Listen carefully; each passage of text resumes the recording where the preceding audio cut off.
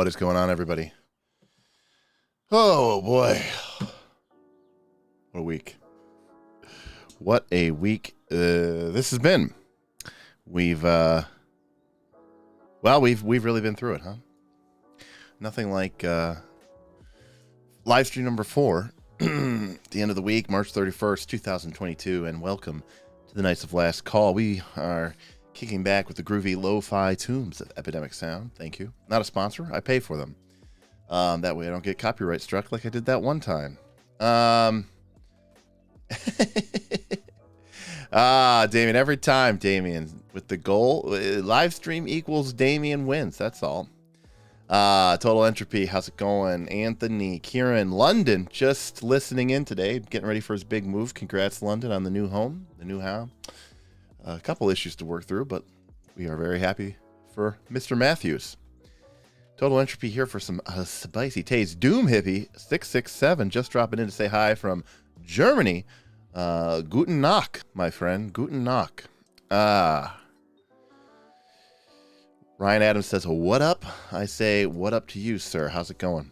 Hope everybody's doing okay. You know, it's funny because, Doom Hippie, it's actually really funny. I kind of like fell in love with a German girl once on a cruise.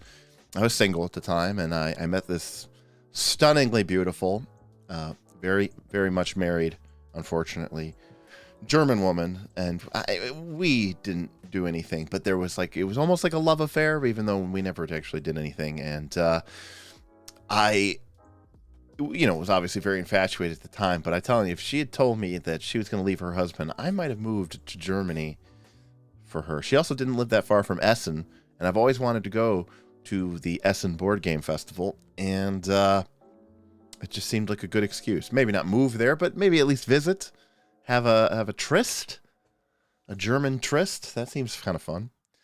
Haven't we run out of things to talk about yet? Yeah, pretty much. Not gonna lie, folks. It's going to be what we call the chill stream. We were supposed to talk about spells and magic tonight. We probably would have done occult. We could have done primal. Either way, there's some really good ones that are coming up here. Lightning bolt, fireball, haste, slow. Just didn't seem right. Those are some of my favorite spells in the game, both in Pathfinder 2nd edition and in prior editions of the game. It just didn't seem right. I came here to see if you're really alive or it's just clickbait. Boy. Rayad with a great question. Any update on a new AP for the Knights? Rayad, we'll talk about that. That's a good question. I'm glad you asked it. So this week was going to be a very important and big week for me, and I'll tell you why. Because today was a big announcement from Wizards of the Coast, not about Dungeons and Dragons, a silly game with silly dragons and silly dungeons. No, it was a game. It was an announcement for organized play for Magic the Gathering. For as many of you know. Also, let me know if this music is a little loud. I think it is a little loud. I'm going to turn it down a little bit. Where was I going to go with? Anthony with a great question. All right, William's saying it should be lower. Okay. Or William Brandis is saying. No,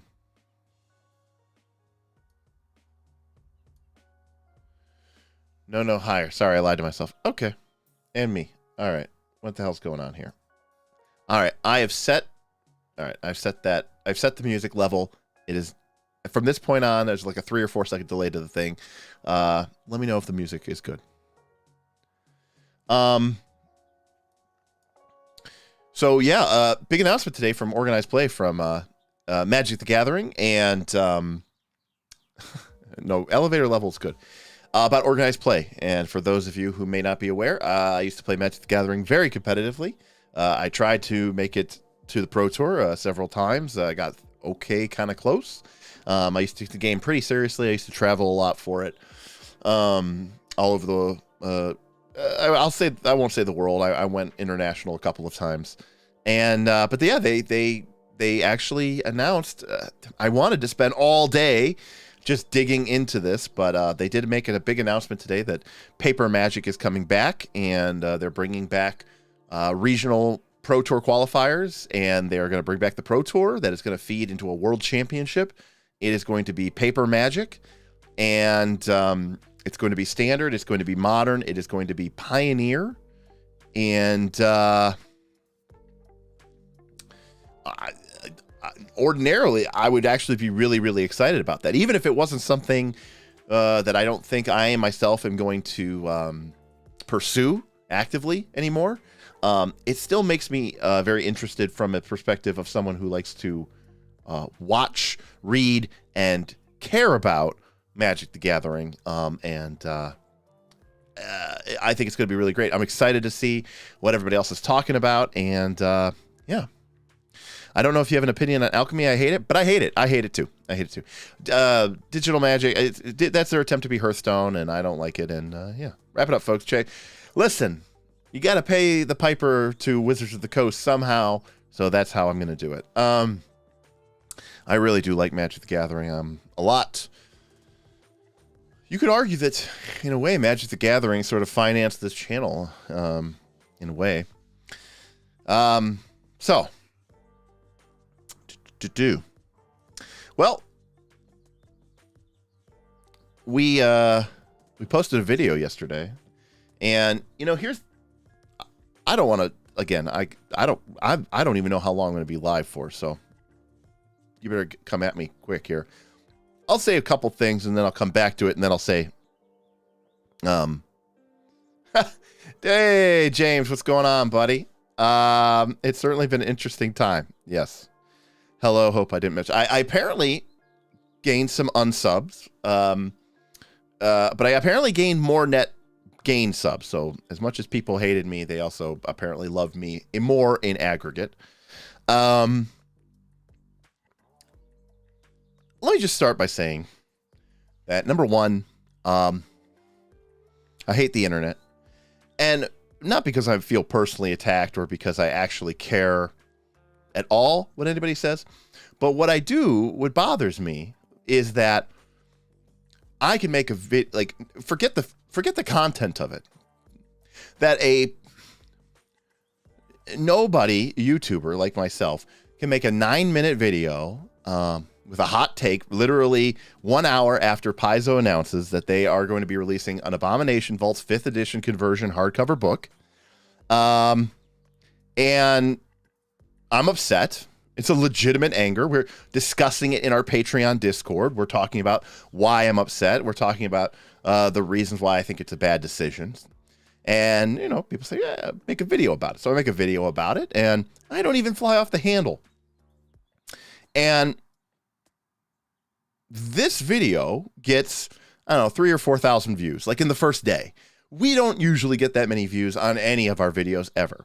And I'm talking about videos like Night School that I spend 90 minutes going over, with Bob, my philosophy around dungeon design. And, I spend time preparing it for the lesson that I want to teach Bob, going over the structures of it, and that I quite frankly feel is valuable information. We'd be lucky if we get to 1,000 views ever after days, if not weeks, if ever. And then I make a stupid video and it gets 1,000 views. And so, number one, I just hate that. That's just horrible. I just hate that. And everyone's like, oh, that's good. No, we don't make any money from you. We're not Shane Dawson. I'm not Jeffree Star. I'm not James Charles. A controversial video for me isn't going to blow up and get me like an extra 1 million views and put an extra $5,000 in my pocket. If anything, it gave me $5 extra, which I'll take from the internet trolls. I'll take it. But so that's number one. Number two. I don't. Oh, Jason with the tip. Thanks. Just the tip. Jason B tipped $10. The math is tight, and the math of my bank account with that fat 5e check is super tight. Peace out, bitches. Get wrecked at Lowell. Thank you, Jason. I appreciate it. And I appreciate you, Jason, for seemingly tweeting out in response to me. I'm always a big fan of when someone from a company comes out and tells you that everything is fine at their company, and people go, see? That's proof that everything is great at the company. Why would someone from the company ever lie to the public? I know, Ryan. It's just so disappointing. So let's talk about a couple of things. The first thing is, let's talk about what clickbait is. Okay, number one, let's talk about the elephant in the room. If I created the exact same video, exact same title, and it said, Paizo making D&D? Is this horrible? Or is this whatever I said? Is this terrible? And then there was a video of me going like, looking really shocked. And then everybody clicked on it. And that is very, and I went, guys, huge announcement today. And guess what? It's not horrible at all. It's great. It's awesome. I think this is totally neat. That is clickbait, but no one would have complained. When people complain about clickbait, they are complaining. They just say, I don't like the video. That's all they're saying. They're saying, I don't like the message. I don't like this video. Got as many negative takes many negative dislikes, percentage wise, as a video where we said we didn't like Monsters of Myth. Now, I've done other videos where I put question marks in the title and basically said, hey, do we think this thing is great? And then people click on it and I go, yeah, actually, I think it is kind of great. And people go, we love the video, 100% like ratio. It's the same thing. So number one, it's not clickbait. Clickbait would be if I made a thumbnail or a title and I said, hey, we are going to talk about the controversy. And then I don't talk about the controversy, or I spiel for 10 minutes or 15 minutes promoting my new Kickstarter, and then I talk about the controversy at the end. That's clickbait, as in bait and switch. That's where the whole concept comes from. Okay, so it's definitely not clickbait. Now, is it a thumbnail? Is it a title that the place is used on the internet? I'll give you a great example. He changed, mostly as a troll to people, I updated my thumbnail to basically say like, I hate this decision, because people were saying it's clickbait because you put question marks in the title. Rules Lawyer did a video, Ronald. He had his own take. Obviously, he's much more positive about it than I do. I don't disagree with some of his assertions, but I do structurally disagree with his argument. But his original thumbnail was a picture of him, and it said D&D and Paizo. He had a thumbnail, the same thumbnail we're all using, picture of the Abomination 8 Vaults 5e cover, and he wrote controversial decision, and he said, is this amazing, or is this an abomination? Question mark. Right? So almost, and he had a picture of himself in the corner. It was literally almost structurally almost the exact same thumbnail as I had put, which was D&D and Paizo. Is this horrible? And then a picture of you in the corner looking like, in my case, upset, which arguably gave you some sort of even more indication that I was going to think it was horrible. And no one thought his video was clickbait. And I looked at the comments. No one thought his video was clickbait. Why? Because he was like, no, I don't think it's an abomination. I think this is terrific. And then people go, oh, okay. All right. I mean, it was clickbait, but, I agree with you, so thumbs up. It's just so silly to do that. So that's number one. Number two, I don't know what to tell you, okay? I don't know what to tell you when I make, PFS for Life Redditor tip $10. Hi, I couldn't watch more than 2 seconds of this clickbait garbage as I already knew where the entire next 4 hours was going to go. Here is the reason you are wrong and I am right. My feelings. Please delete your channel because you have wrong opinions. Yes, and for $10, I basically will. So that is true. I did one time said that if somebody tipped me $1,000, I would just delete the channel. All right. Oh, nice. We got a super chat coming in from none other than the Australian menace himself. It's self-confessed cynic, everybody. Vin. Tipping us with that nice Australian dollar. Thank you, Vin. Appreciate it. Salty Derek. I was salty. I am salty. That is true, William Brandis. The Dark Council did tip me enough, and I basically deleted my AP. In fact, I deleted part of my... That was, by the way, one of my favorite things. Somebody goes, that's awfully rich for somebody talking about selling out when, you just ran your AP for, you ran your AP for cash. And I said, yeah. And then I ran it into the ground and then it got deleted. And it's been a month since we've run it. We were averaging like $400 a live stream. It's been 4 weeks that we haven't run an AP. So yeah, I'm out $1,600. Yeah, you're right. I did do that. That is correct. Yeah, by the way, that Brandon Sanderson's clickbait video or clickbait apology, that was clickbait. Guys, I have an important confession. And then he even starts with like, guys, I'm not going to keep it a secret anymore. I've been hiding something from you. And then he goes, I wrote 4 books. Let's make millions of dollars. That's clickbait. That is actually clickbait. Because it's a deception. It's a deceptive tactic to get you to click. What you are upset about or referring to is YouTube. That's actually what that's called. It's called YouTube. I mean, point to me the number of thumbnails that are written in, size 14 Arial font, with the exception of this live stream, which was written in just normal Arial font. It's a game, people. It's a game. And here's the worst part about it. It worked. Okay? I didn't even care if it worked because I was salty. I'd rather no one watched that stupid video and everyone had just watched Night School instead. But they didn't. And they won't. Because they don't want to learn how to be a better GM. They want to be a shitty GM. So, oh well. Can't help them. Anyways, yeah, that makes sense, William Brandis. No one watches Night School because, no one cares about that. It's over 10 minutes. How am I going to watch something for over 10 minutes? Okay. That I actually will buy. No, they may not want to be a GM. That's fine. If you don't want to be a GM, if you have no interest in being a GM and you don't want to watch Night School, I excuse you. You are excused from class. So that's fine. Oh, Jason, that would explain why you were upset about there not being a Spells and Magic video. I am sorry. Now, see, but Sean comes back with the hard take and says he doesn't want to be a GM at all and loves watching Night School. And that is how you secretly tell who is going to be a great GM someday. It's true. Anyways, so number one, clickbait garbage. All right, fine. If you're mad about the way the internet works, that's fine. You could be mad about the internet. I recommend don't go on the internet. Yeah, if I put that thumbnail and then it clicks into my Night School video, that's clickbait. But I should have done that. So again, not clickbait, incorrect usage. Number two, even if it was kind of like spicy and, it's trying to entice you because that's the way the internet and that's the way YouTube works. Other people did that. They literally made the same exact title as me. Professor Dungeon Master did it.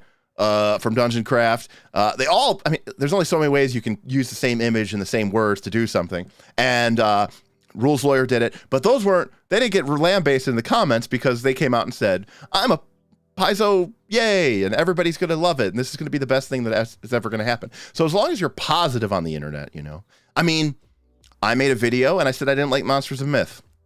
30% downvotes. I made a video where I said that I thought that the new TSR was stupid and that LGBTQ rights and diversity in gaming was important.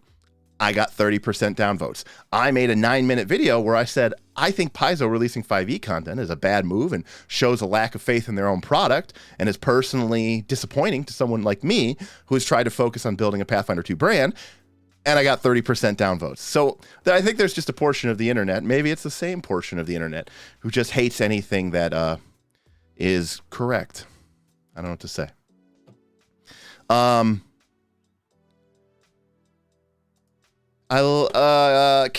Swiss Talk.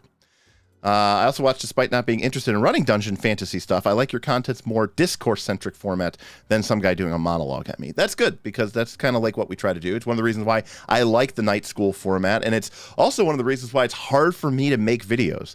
One thing I've often thought about is I could probably get out another 2 or 3 videos a month, maybe even an extra video a week, if I just had a video where I just turn turned this camera on, set some lights on, and I went, "Hey, how's it going? Derik here from Knights of Last Call.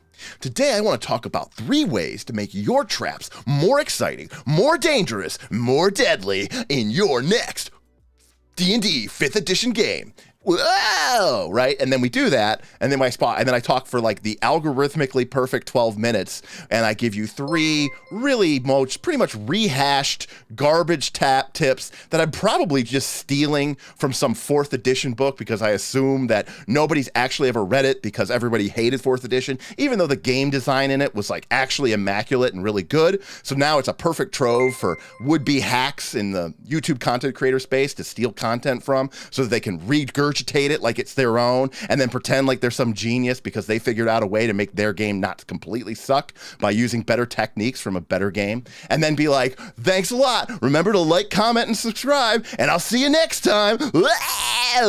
Right? That is what I could do, and I don't. Well, okay, sorry. I had a couple more things here. Not sure about the portent of GMing. Oh, Storm Phoenix, your time will come. There's a certain group of inclusivity haters that will seek out anything inclusive just to hate on it. That is true, Eon Rider. But there's also a certain amount of like ride or die, insert fandom fanboy here, and they will also do the same thing. We don't need more books. He needs to fix his continually dropping quality since Stormlight 1. Dropping big bombs on B. Sanderson from Australia, from down under, the Thunder himself. Wow. All right. How dare you not reinforce my confirmation bias? Downvote. That's exactly right. This is an echo chamber, Derik. We just, jerk each other off in here and make sure that we're all in complete agreement and alignment.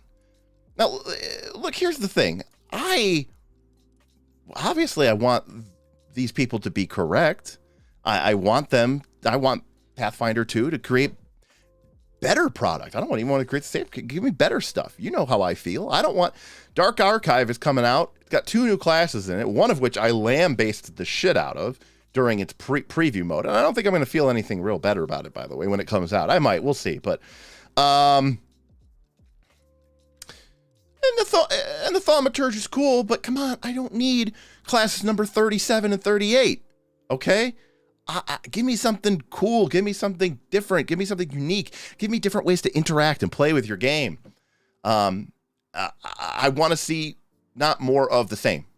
It's a book filled with a bunch of lore, probably some archetypes, probably like 60 to 75 different weapons, and 2 or 3 classes. I own that book. I own that book 5 times, okay? I own that book when it was called APG. I own that book when it was called Secrets of Magic. And I own that book when it's called Guns and Gears. I don't need books number 4 about it, okay? I don't. So give me something different. Like, at least in Pathfinder 1, you had like Ultimate Intrigue, Ultimate Combat, Ultimate Campaign, which was kind of a miss, Ultimate Wilderness, but at least they were trying. Now I get it. We're still young in the game's life cycle, but I don't think Pathfinder 2 is going to have the long life from 2009 to 2019 that Pathfinder 1 had. 10 years. I don't think we're going to get 10 years out of this edition. I think that's a long time. Yeah, okay, I like the Thaumaturge too, but that's mostly because it actually seems like it's capable of being an adventuring class, and that excites me in a game that is theoretically built around heroic adventuring. And of course, the other side of the coin, Galarian in depth, give me more lore. How much lore do you actually need, GID? Let me know. I don't...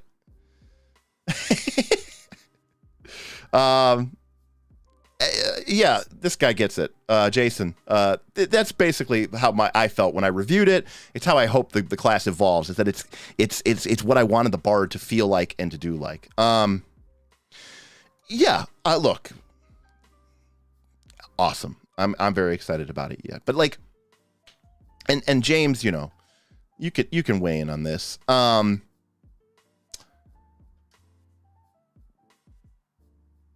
I'm out here making Pathfinder 2 stuff, right? We're struggling. You know what I mean? Like,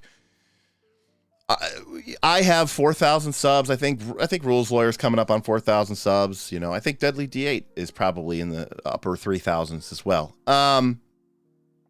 And our GOAT is at 19,000 subs.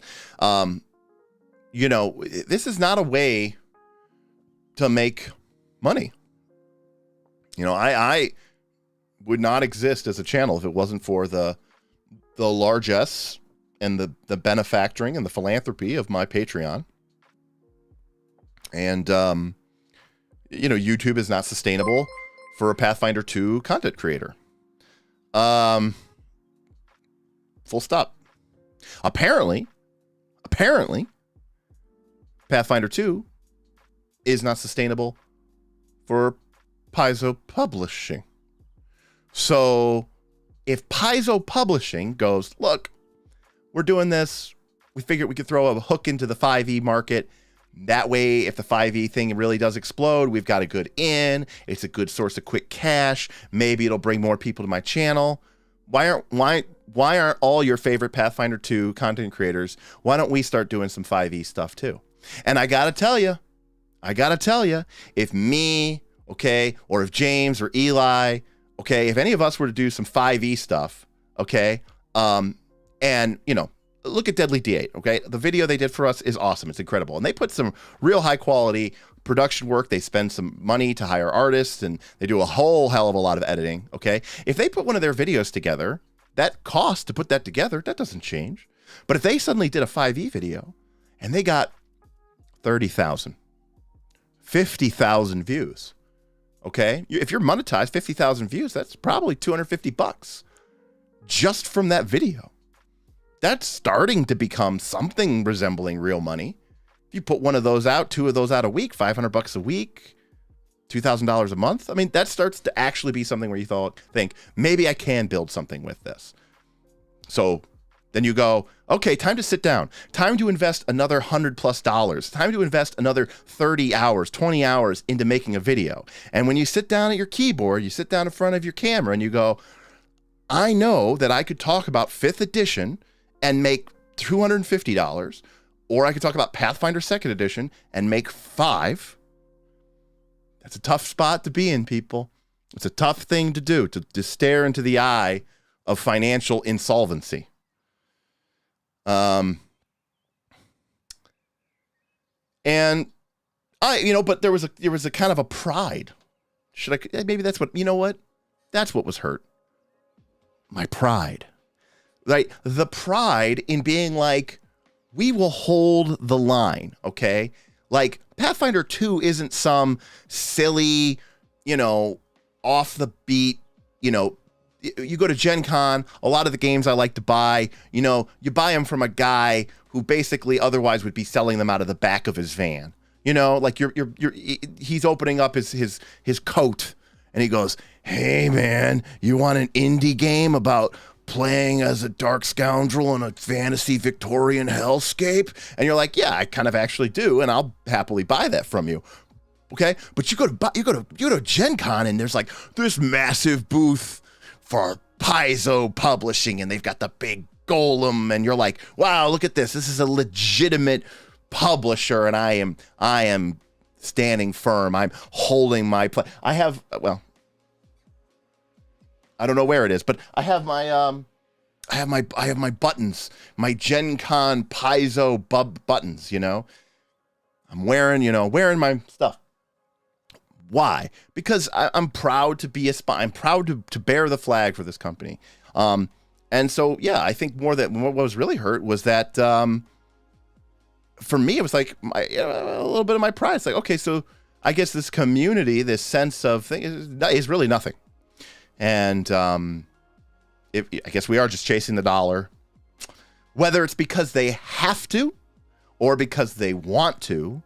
I still just felt like it just sent a bad signal. Look, I love, there's some indie game designers that I really love, and I don't need to tell you that I really like Legend of the Five Rings, and the fact that they are producing a 5e compatible Legend of the Five Rings book. They're not even calling it Legend of the Five Rings. I think even they are embarrassed to call it Legend of the Five Rings. So they're calling it Adventures in Rokugan.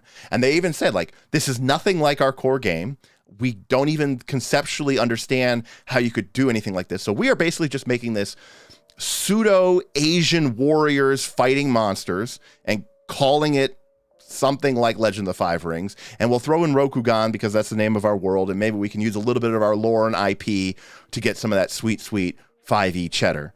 And everybody in the L5R community is like, this is not going to be good, because we all know that this throwaway product that the developers and designers don't actually really seem to care or believe in is going to crush. It's going to crush. It's going to kill. It's going to 10x or 20x. We're talking about Paizo, which is number 2. How much? Do you know how many copies of freaking some of these books they've probably sold for Legend of the Five Rings? Probably we're talking probably thousands of copies for some of these books. So they produce this book and it suddenly sells, I don't know, 10,000 or 50,000 or some absurd number, 1,000 of copies, you know? Oh, like maybe, you know, if 2% of the D&D base buys the book, you know, 8,000 players. And they're going to go, well, that's more money than we've ever made. So, I guess we probably shouldn't make the other game anymore, right? We should probably just make 5e books, because I would really like to eat this month. That would be kind of sweet. I would actually really like that. And who am I to complain? Look, I'm eating fine. So I like for them to eat too, you know? And then it's like, then you get into this mindset of like, oh, well, it's good for the other game. And because maybe they could throw us a bone sometimes. It's like, okay. I mean, if they went out of business, I guess I wouldn't get anything. So I guess I'm appreciative of that.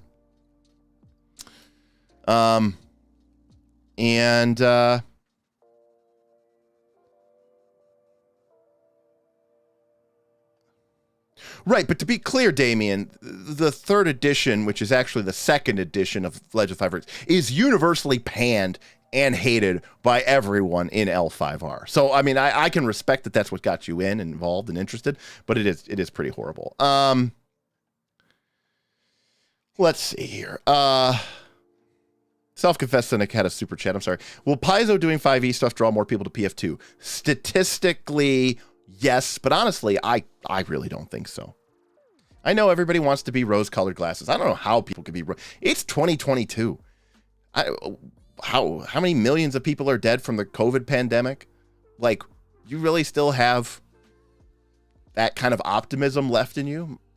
Like, who are you people? How do I get some of that? What are you putting in your coffee? Please let me know. No, I think the 5e base is incredibly entrenched. And for good reason. The game works for them. And not only does the game work for them, even if the game doesn't work for them, everything, it's like if you buy all the stuff for Apple, the dongles, the weird lightning port charger, you've got, you know, maybe your speaker has a thing for your phone to click into so that it could play the music and charge at the same time. You think you're going to go buy an Android? No, you're bought into that ecosystem. That's how they do it. That you bought into that ecosystem. And not only that, everything is made for you. Everything is made for you. When you go to your buddy's house and you go, oh, I need to charge my phone. Okay. And they go, what do they pull out? They pull out a lightning cord and they say, oh, and then you go, oh, I have an Android. And then they go, oh, sorry, dude. I can't help you. I don't know.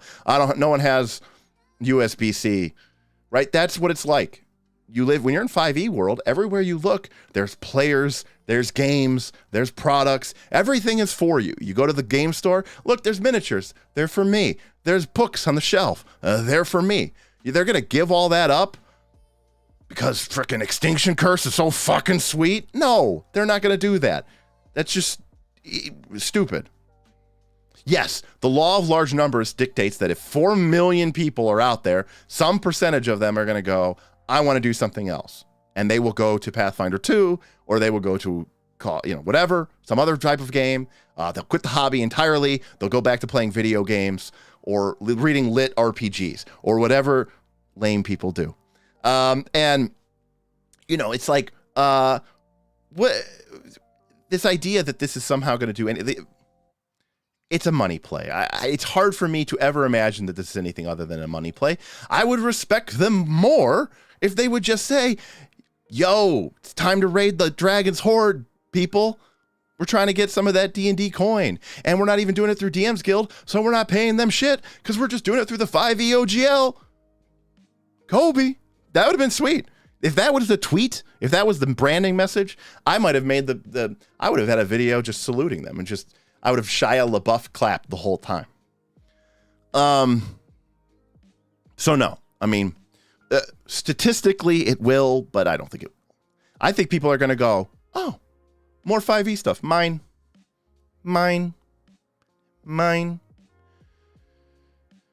All right.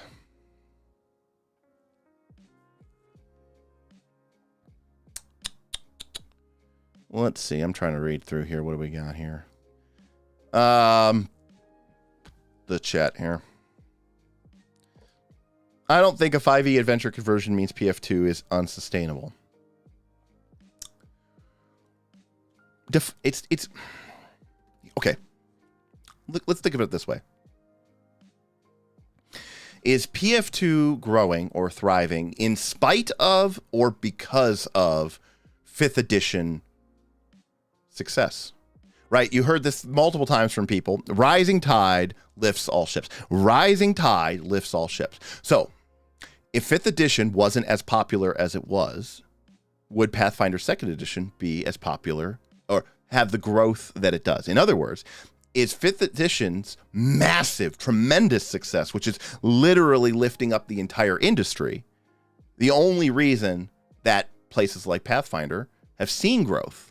Because it's just a carryover effect from other things. Oh, look, I agree that a single adventure being converted when they were already doing a hardcover version does not mean the Pathfinder 2 is unsustainable. I think not being 5e means that you're unsustainable, right? I just don't think, in a business sense where you have growth target margins. I mean, yes, if you want to be a non-for-profit company or a company that makes minimal profit or, somehow figures out a way to pay your employees very minimally, you could absolutely produce whatever you want. Again, there are people who have been making games for the last 10 years and have never released anything for 5th edition. And some of these are some of the most brilliant game designers that are in the industry today. And I'm sure they either have other sources of income or they're quite fine with their modest means and they produce what they produce.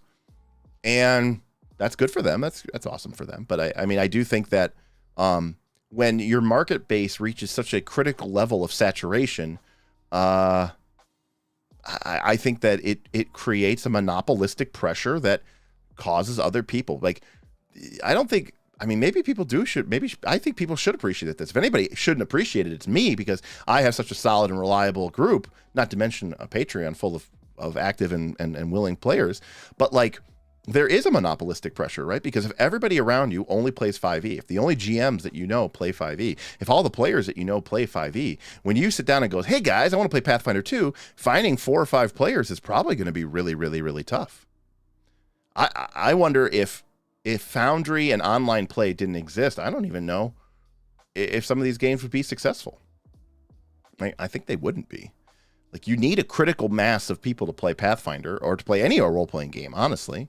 And finding those, like, I have a very open and willing gaming group who want to play Legend of the Five Rings with me, and they will. But like, if I just took that down to my local gaming store, I wouldn't find anybody. I used to see people would have the little, what are they called?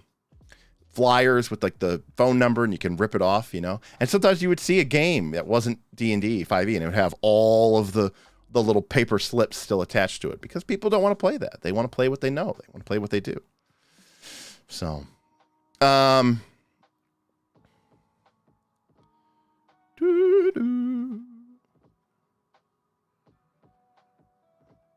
see here. The worse the year, the more optimistic we have to be about the next one. Well, Phantom Trick, you are a better human being than me. So I appreciate you, and I hope your soft, calming, warm, guiding light can lead us all to a brighter future. I think it's hilarious that PF2 people think that 5e people would want to convert if they only knew Pathfinder existed. Lol, what? Oh, guys, you just don't know. If we could just expose them, right? You sound like a missionary. If we could just go into this godless land and just show these people, they would trip over themselves to convert. Zol says, I've had multiple people move over to second edition from 5th edition. I mean, that does make sense. We already know that a large percentage of the player base of Pathfinder 1 was pretty happy with Pathfinder 1. Some people were not happy with Pathfinder 2, so they've stayed. Obviously, I would think a good chunk of Pathfinder 2nd edition players are people who played Pathfinder 1 and then just followed over into Pathfinder 2nd edition. But when you talk about 5th edition, I mean, 5e's been out since what? 2014? It's been out for 8 years now. Huge, monstrous player base. Yeah, I mean, there's going to be people who play the game and decide they want to do something else. I mean, I'm not saying that that's impossible. Of course they can. I mean, that's good. But I don't, I think there are other ways to get people to play your game than producing content for your competition, because that is something I did not agree with the Roll for Combat guys. I do think it is a zero-sum game. Each person, each consumer has purchasing power. They have a limited and set amount of purchasing power, and they are going to spend that on their games. And so if they're spending it on one type of game, and all that means when they buy your Abomination Vaults for 5e, all it means is they are putting more weight, they are putting more sunk cost into them as a 5e game. If anything, you say, what is the value of your 5th edition collection? And they go, $400. Oh, I just bought Abomination Vaults 5e edition. Okay, well now it's $460 because I've increased the value of my 5e sunk cost. So now me leaving 5e will now, instead of costing me $400, it's going to cost me $460.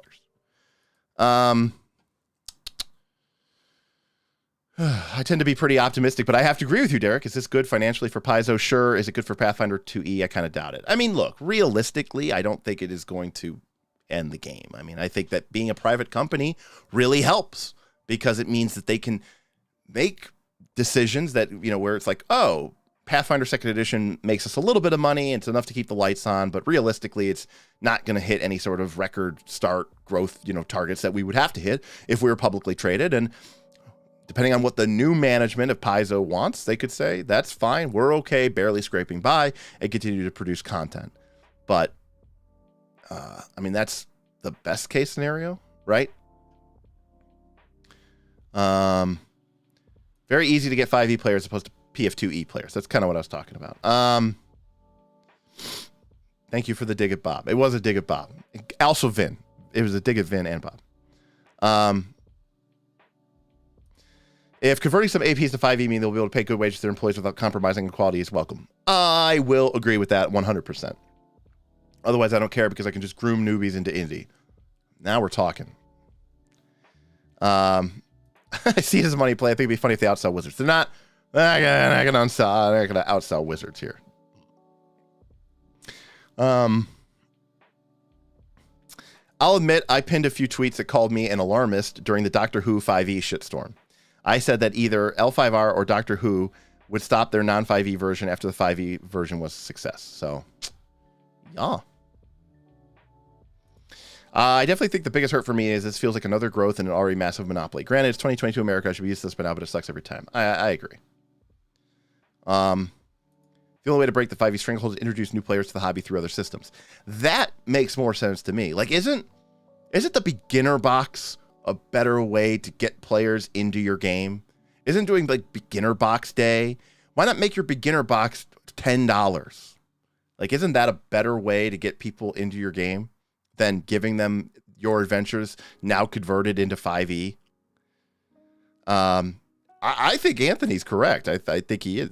I'm pretty confident 5e. They're going to go, God, we love this. Oh, man, we want to give you so much more money. Can you convert more of your stuff to 5e? That'd be really great. We'd really love that and appreciate that. You guys did a really great job, and we really dig this, and we'd like to play more. So please, keep it coming. We would love it.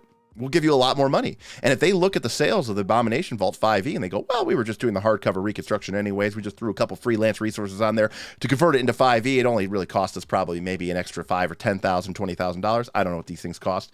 And they go, but we made like, I don't know, $1 million, and we normally make like $3 million in 1 year. So that seems like that's kind of a no-brainer. And then they suddenly start going, I guess we're just going to do this all the time. Yay.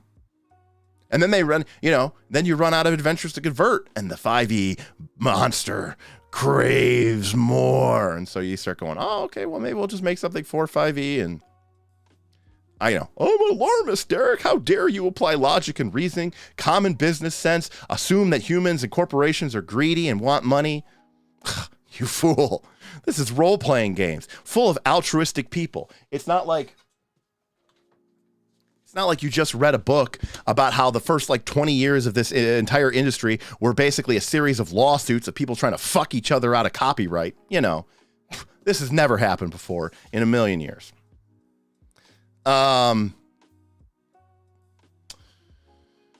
Let's see. What's James got to say? James says, I think it's definitely helping. 2E is trying to steal 5e players while trying to grab the old 1E base and a group of new TTRPG players. Yeah, I guess. I mean, grabbing new players is tough because new players are definitely going to want to go play D&D. That's what they've heard. That's what they've seen. And you think it's bad now, with D&D and Stranger Things and Critical Role. Wait until there's an actually decent Dungeons and Dragons movie. And when the Dungeons and Dragons movie came out, it was 2000, by the way. It was a very different time. This is before Lord of the Rings. This is before Harry Potter. This is before Game of Thrones. This is before Marvel Cinematic Universe. The audience today is much more primed for a fantasy adventure Dungeons and Dragons film. Watch it and go, I want that. They're not going to go to the D&D film, come home, go online to Amazon or go to their game store and say, I'm picking up Pathfinder.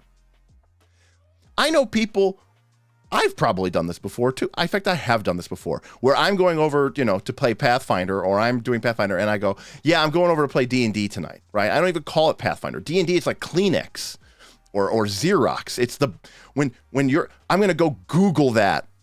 Right, when the name of your game is also synonymous for the entire industry, you can't beat that. And the last thing that you want to do if you're really trying to carve out your own niche is start, it would be like if you made copy machines and you were it would be like Yahoo search engine and their button said, on yahoo.com and the button said, Google it, and you clicked it and that's what made the search engine run. You'd be like, okay, I guess. Or maybe even better if just Yahoo redirected you to freaking Google. Self-confessed cynic, thank you for the super chat. There's something nostalgic about Paizo making D&D adventures. I honestly don't mind if they do their future ones day plus date on both systems. Yes, there is something nostalgic about Paizo making D&D adventures. I agree. Especially since some of the early ones, Shackled Cities and Age of Worms, were still, in my opinion, really actually D&D adventures. Some of the later ones, I think, once they started producing some of the adventure paths, I think they got a little. I liked them less and less in a lot of cases. Kieran, it was the one with the Wayans brothers. That's correct. Oh, that'll be a great one to watch on movie nights, for sure. I missed you, Gabe. Good night, Gabe. Let's see. And if you do have an actual question or whatever, obviously, if you super chat it, I'll see it much easier. There's a lot of stuff here.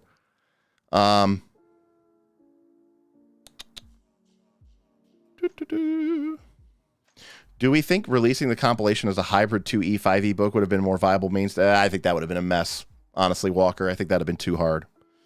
I think that's going to be too hard. But I mean, it is true that when you read it, you're going to go, there's no elements here. Now, I mean, what Steven today was saying on the Roll for Combat, especially what they said what they are doing with their products, but don't necessarily know that Paizo is doing this, is they are trying to cheat their way into 5e by sort of modifying 5e so that you are playing some sort of hybrid version of 5e, not a true 5e. And that is sort of trying to, ease the transition by, I think he used the term,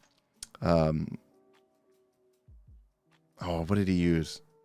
I don't remember. Sneakily, basically. You're trying to sneak it in there. So, you're adding a drop or two of mechanical complexity and other elements at a time so they can't actually taste the non-5e in there.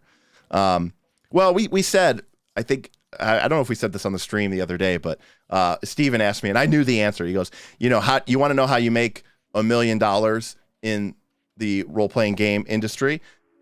You start a role-playing game company with $10 million. And then you end up with $1 million. So let's see here.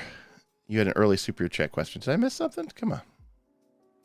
Okay, you did. How do you think that Let's Republish Our Adventures to 5e strat will transition when the new license for 5.5e hits? Who the hell knows? I mean, I don't think anybody truly understands or knows what Wizards of the Coast is going to do, but it's going to be big. Okay, by the time 2024 runs around, I think you're going to have had the D&D movie will have either released or it'll be about to release. It's the 50th anniversary of the game. The game's going to be bigger than ever. I think a lot of it comes down to what Critical Role does. If Critical Role decides to go off on their own and make their own system, God, that'll be Armageddon. And I'm all happier for it, by the way. I think that would be one of the best things that ever happened, is if Critical Role decides to make their own system. Because that'll be that'll be like the frickin' Reformation. That'll be Protestants and Catholics. That'll be neighbors turning on each other, gaming groups tearing themselves apart. It'll be beautiful chaos. And amongst the bloodshed and tears, such wonders will grow, friends. Such wonders. I personally feel like with such uncertainty going into the future of what 5e D&D looks like, I actually think that this is actually a bad plan. Why do this now? Why not have done this with the very first adventure path? When Pathfinder 2 came out in 2019, D&D was already crushing it, right? Why wouldn't they have planned from the beginning to release at least their adventure paths and say, here's Age of Ashes for our new gaming system, Pathfinder 2nd Edition, and here's a 5e convert for the people who've been playing 5e for the last 5 years, and it's already a huge game, and do the same for Edgewatch and all the way up. Why wouldn't they have done that? Make your money and show that you can support both lines equally at the same time. Doing it almost 3 years into your product life cycle with a titanic shift on the horizon for a new D&D 5.5 edition, when you have so much uncertainty about what that is even going to entail, seems particularly foolish. And, maybe that does give credence to the idea of like this just being a one-off shot, but that just seems so random from a business perspective and so risky in terms of PR. Obviously, I got upset about it, and everybody else thought this was the best thing since sliced bread, so I suppose that worked. But imagine if it hadn't. Imagine if more people had been upset. I mean, if I had thought this was a good decision, you would have seen 17 other videos out that tomorrow or yesterday saying they thought this was a horrible and terrible decision. The other thing too, James, I do think second edition is growing. You can go out of business even if you're getting more customers. And I'm not saying that Paizo's in financial trouble. Although I would like to point out something that after I released my video and Jason Bullman did a tweet where he said, listen, settle down, folks. Pathfinder 2, Paizo is in trouble. We're doing great. We're making money. This is just thing. And then Michael Sayre said in my comments about this, if we exceeded growth factors, we sold out all of our products. And it's like, okay. Then how come hashtag Paizo accountability was a trending hashtag for like the better part of last year and into the hashtag unionize Paizo? Why were there constant misreports of how horribly mispaid and how horribly run your company was? Which is it? Because those two stories don't seem to jive. If your company was selling everything like gangbusters and growing at a record clip, then why was everybody making such horrible? I mean, unless maybe the management was really literally just that bad, but it's just still so silly and so counter purpose to what there's evidence, right? We see this evidence. And again, it could be, we are growing, but just because we're growing doesn't mean that we're more profitable. Just because we're growing, you can grow yourself into into non-profitability, or you can grow yourself into financial trouble. And, that's a real thing, that companies can grow too fast and go out of business because of it. Maybe they're having those problems. Maybe they need this cash infusion. Maybe they're literally like, we're a multi-million-dollar company with tens of thousands of active players. YOLO, let's just do something for 5e. No one would care. They're not us. They're not a 4,000 person sub YouTube channel, right? You would think they would have a little bit more of a strategy around this. I don't know.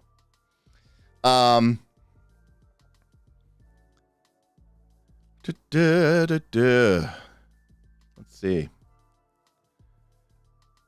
I'm looking to see here.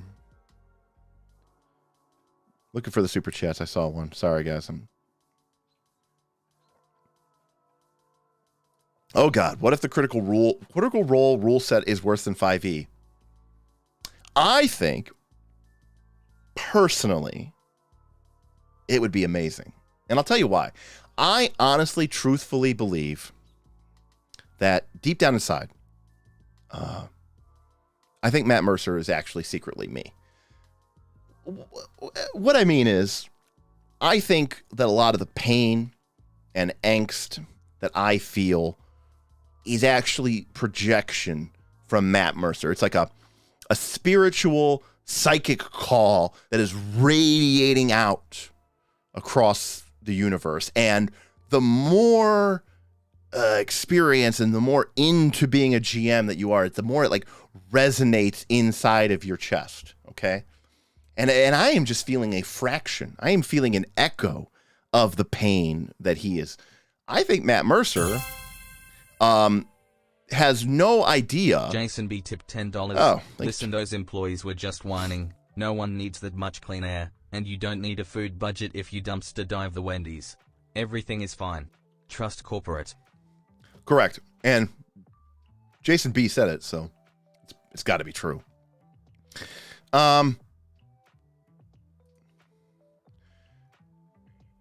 So, you know, what was I saying here? So,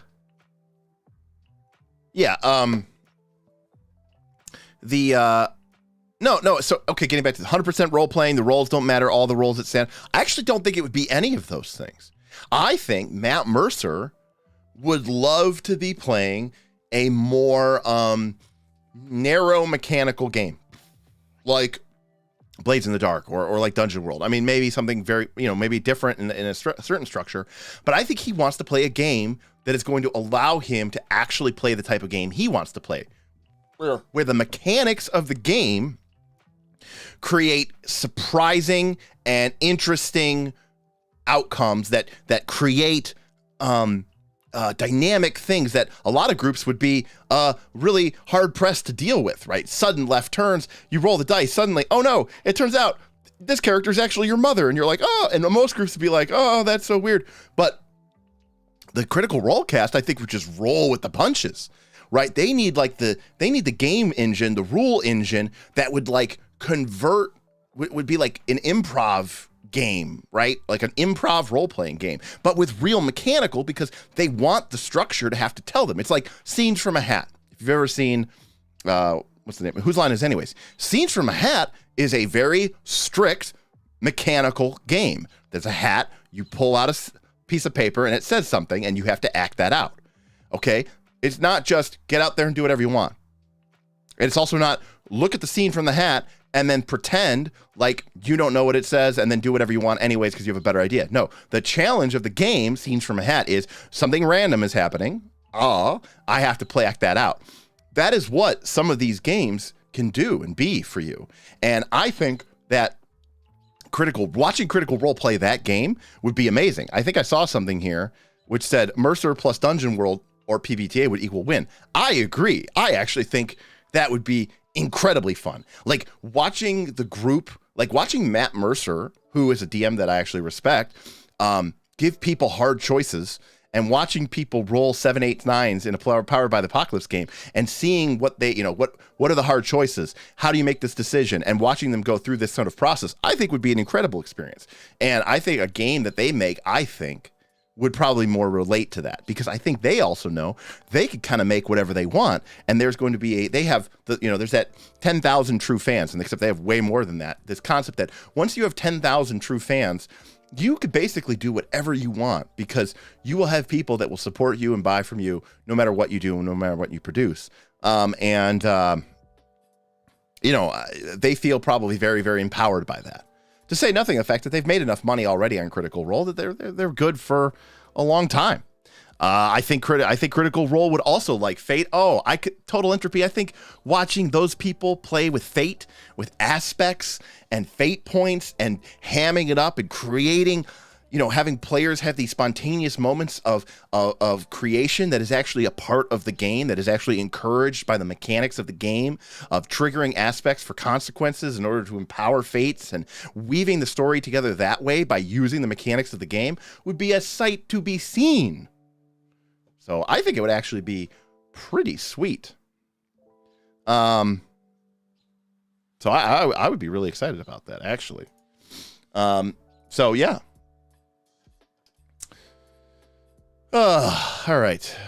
So I don't think the CR rule set would be worse than 5e. It might be for you, Vin, because you might not like that at all. But I like games like that. I actually do like games like that. So, let's see.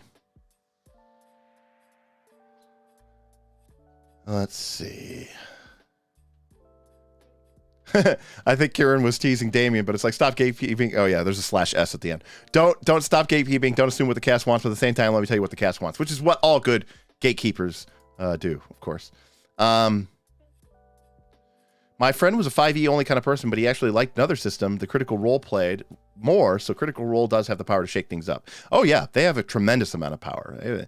And, I think that if they played a different game or created a different game system, I think that would be a tremendous fracturing of the base, and I would love to see the people struggling with like, oh, what do we do? How do we play?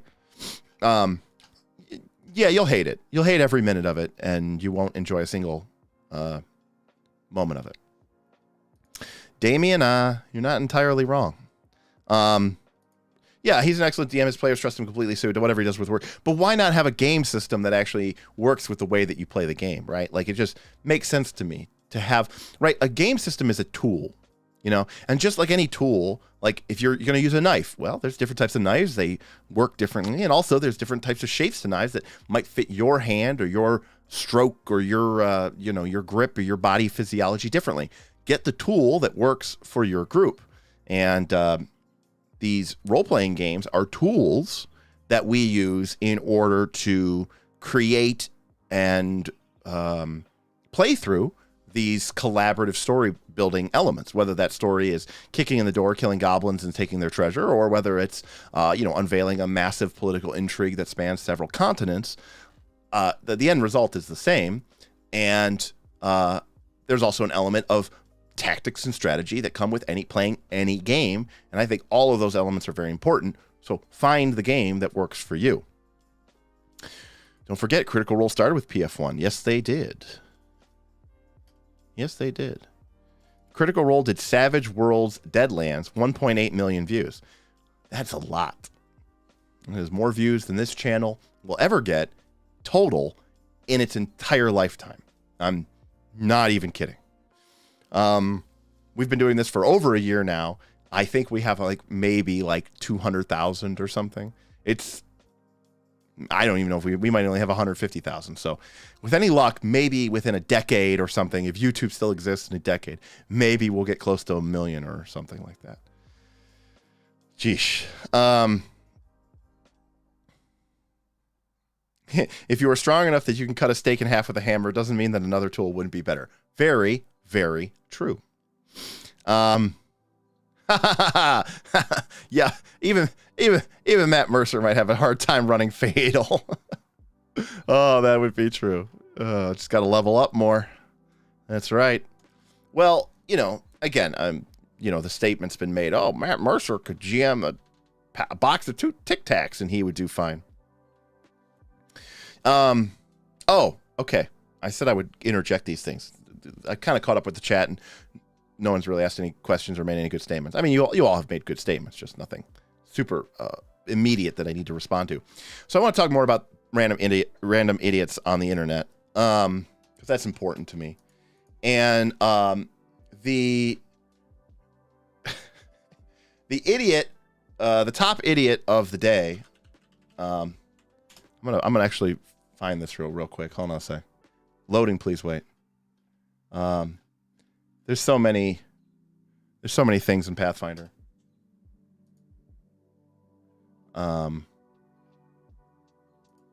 Here we go. Okay. So here's my favorite. Here's my favorite one. For the day. Let's see here. Oh, I gotta find it, people. I'm sorry. We had somebody. Oh, here we go. Here we go. All right. So the person who wins the internet idiocracy for the day is a gentleman by the name. Oh my gosh.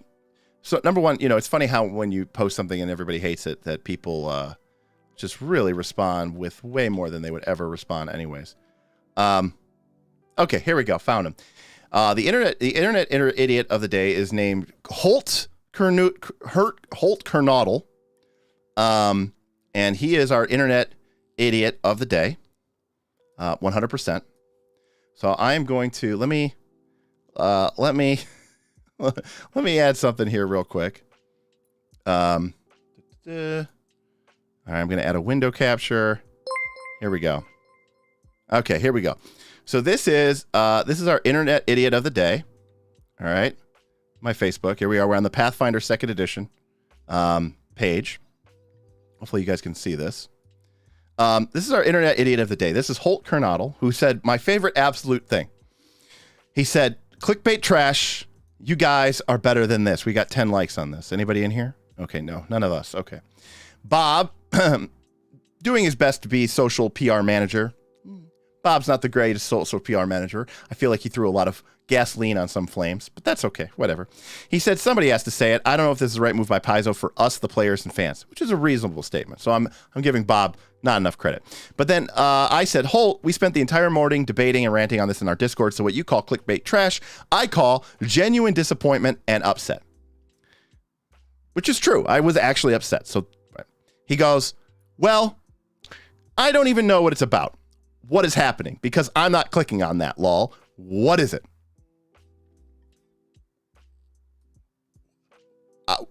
What? What just happened there? This person shit on me for my take and then basically said, all right, well, somebody tell me what this is because I don't even know what's going on. And of course, I don't even think I responded. I think somebody else, I think a bunch of other people responded. So in other words, you popped off without knowing what you're talking about.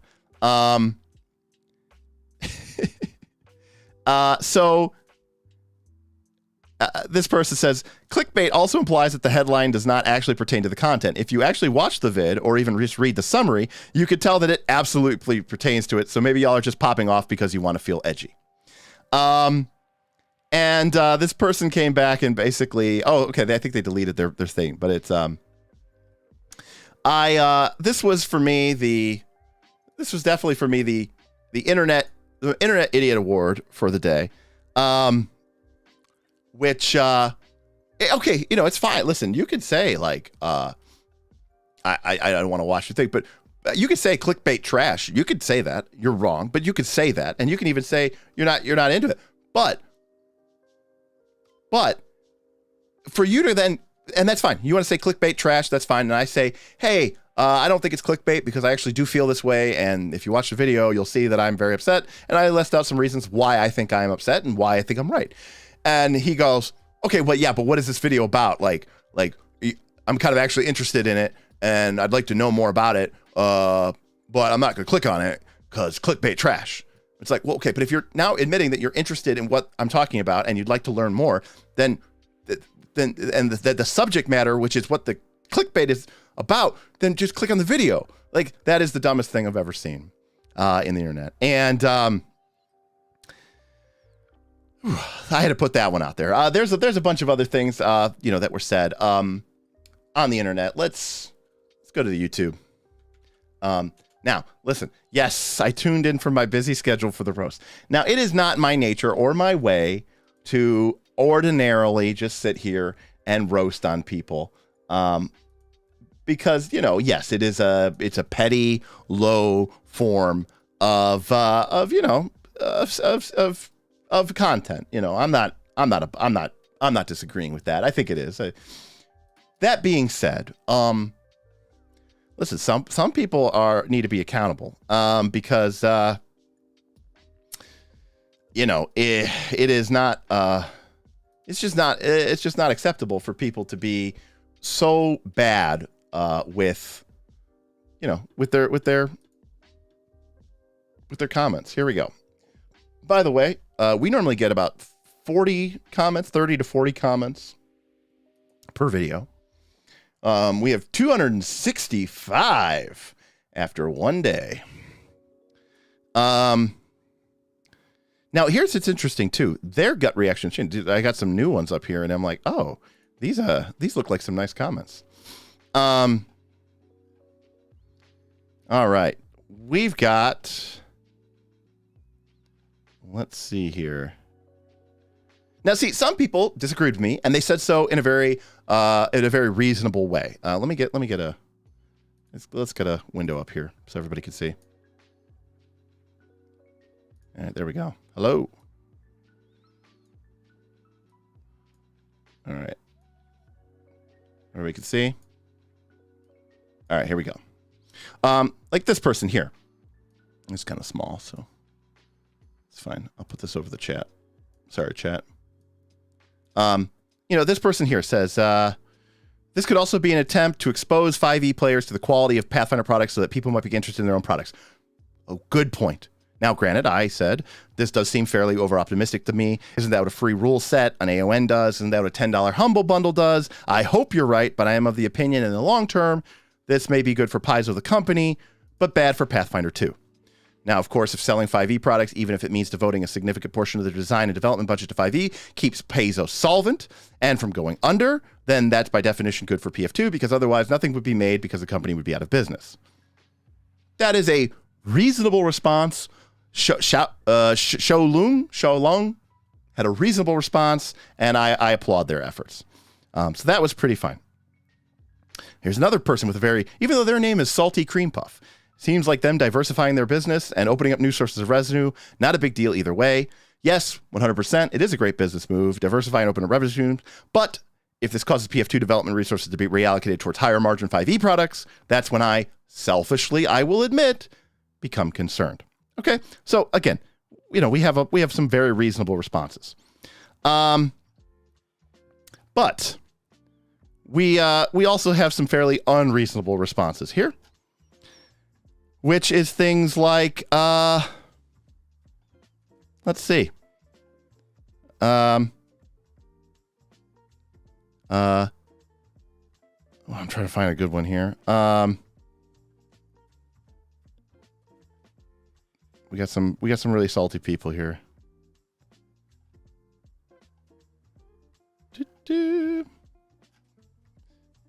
Oh, actually, there's so many more. Tell me you don't know Paizo without telling me you don't know Paizo. Yeah, well, Paizo, I do know Paizo.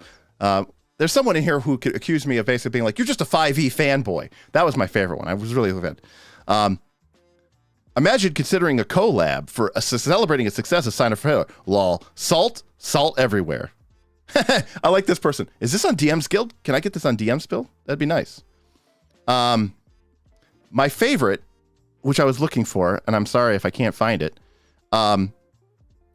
is someone who goes, he wrote what was equivalent to an entire paragraph. It's this person. Check this out. By the way, Philip Bush, friend of the show, you're my hero. Look at this person. They said, all right, let's talk about this a bit, because people seem to be understanding what is going on here. And I think, honestly, it's surprising people are thinking Paizo is going under. Oh, no. I've tried to watch the video. It's 9 minutes long, people. So I will say that I stopped at about 2 minutes in.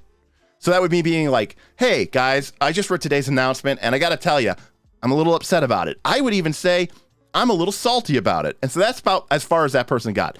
They wrote more words in their response than I said, like, in my video. They wouldn't even give me past 2 minutes. The first 2 minutes set me up for what they were going to talk about. That's all I needed. But now I fully expect for everybody, including you, to read my multi-paragraph essay because I wouldn't even watch your whole video. I understood what you were going to say before you even said it. Now, this is an example of a person where I read this, I did not respond, and I probably closed my YouTube browser. But Philip Bush, friend of the show, said, I stopped reading your post a couple lines in because I already knew what you were going to say. So that is beautiful and lovely. And then they started going back and forth. So I love that. Thank you for defending us. But this was my favorite moment of just someone being like salty and being like, hey, I didn't watch your whole video. I saw 2 minutes. It's enough. Here is my 7 paragraphs on why I think you're an idiot and you're wrong. So yeah, London with the hot takes. Can't get your hot takes. Yeah, nah, you're just being sensationalist. 5e is also basically for 2-year-olds. So is this person agreeing with me or not agreeing with me? I don't understand. Let's see. There was a couple people who basically said, Derik, you're better than this. I'm unsubscribing. That was fun. Oh, here we go. Hooray, more reactionary BS in gaming journalism. I mean, it's not like you could contact Paizo and get a statement from them. That's too hard. Let's just make a wild claims on YouTube video. Okay, number one, no, I can't contact Paizo and get a statement. I'm nobody. Number two, wild claim. I was responding to their press release. My intentional statement was they are selling stuff as 5th edition, and this upsets me, and I don't think this is a good thing. Oh boy. This person said I'm very biased because I run Pathfinder 2 channel. We got into it a little bit. Yes, I am biased. I run a Pathfinder 2 focused channel, so yeah, I'm a little biased. Rules Lawyer had a really nice response. We actually had a nice little back and forth. Cheese also had a good response. I think we had a little bit of back and forth as well, too. So yeah, we definitely had some idiots in the chat, or idiots in the comments for YouTube today. It was tough. I mean, Jason says he's seen worse, and you're right, Jason. I've seen worse too. And, listen, I got worse comments for when I talked about Monsters of Myth.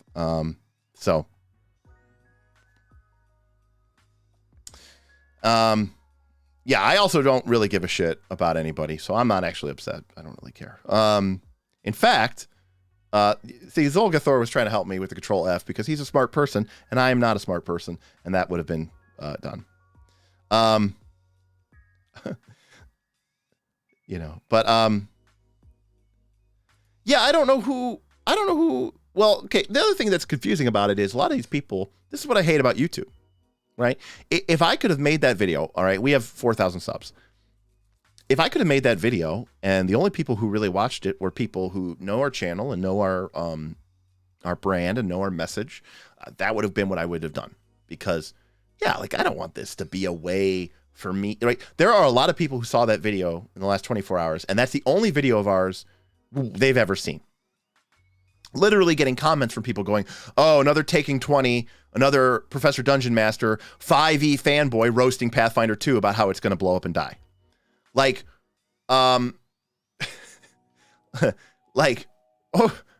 okay. Clearly, this person doesn't know anything about our channel, that we're a Pathfinder 2 focused channel. We definitely are not 5e fanboys. Not that there's anything wrong with 5e for you, but there's something wrong with 5e for me. Not the game for me. I like this. The modern definition of clickbait is attention-grabbing title and or thumbnail whose premise I disagree with. And that, listen, I don't make the rules, so that might be the actual definition now. So that is that. Also, Kieran, because then in Reddit and other places, people started quote tweeting and copy pasting like posts from Paizo employees saying like, everything's great. We love it here. And everyone's like, see, proof. Right, because Paizo's going to come out and go, guys, we really need some of that 5e money. We're hurting. We're paying our employees like a livable wage now, and we never were before, and it's really hurting us. and our CEO has sort of retired, and we have to pay her pension now, and the other owner's pension, and then we have to hire like new management. So now we have like 2 CEO salaries to kind of pay, and oh, Vin, you're such a shit stirrer. I love it.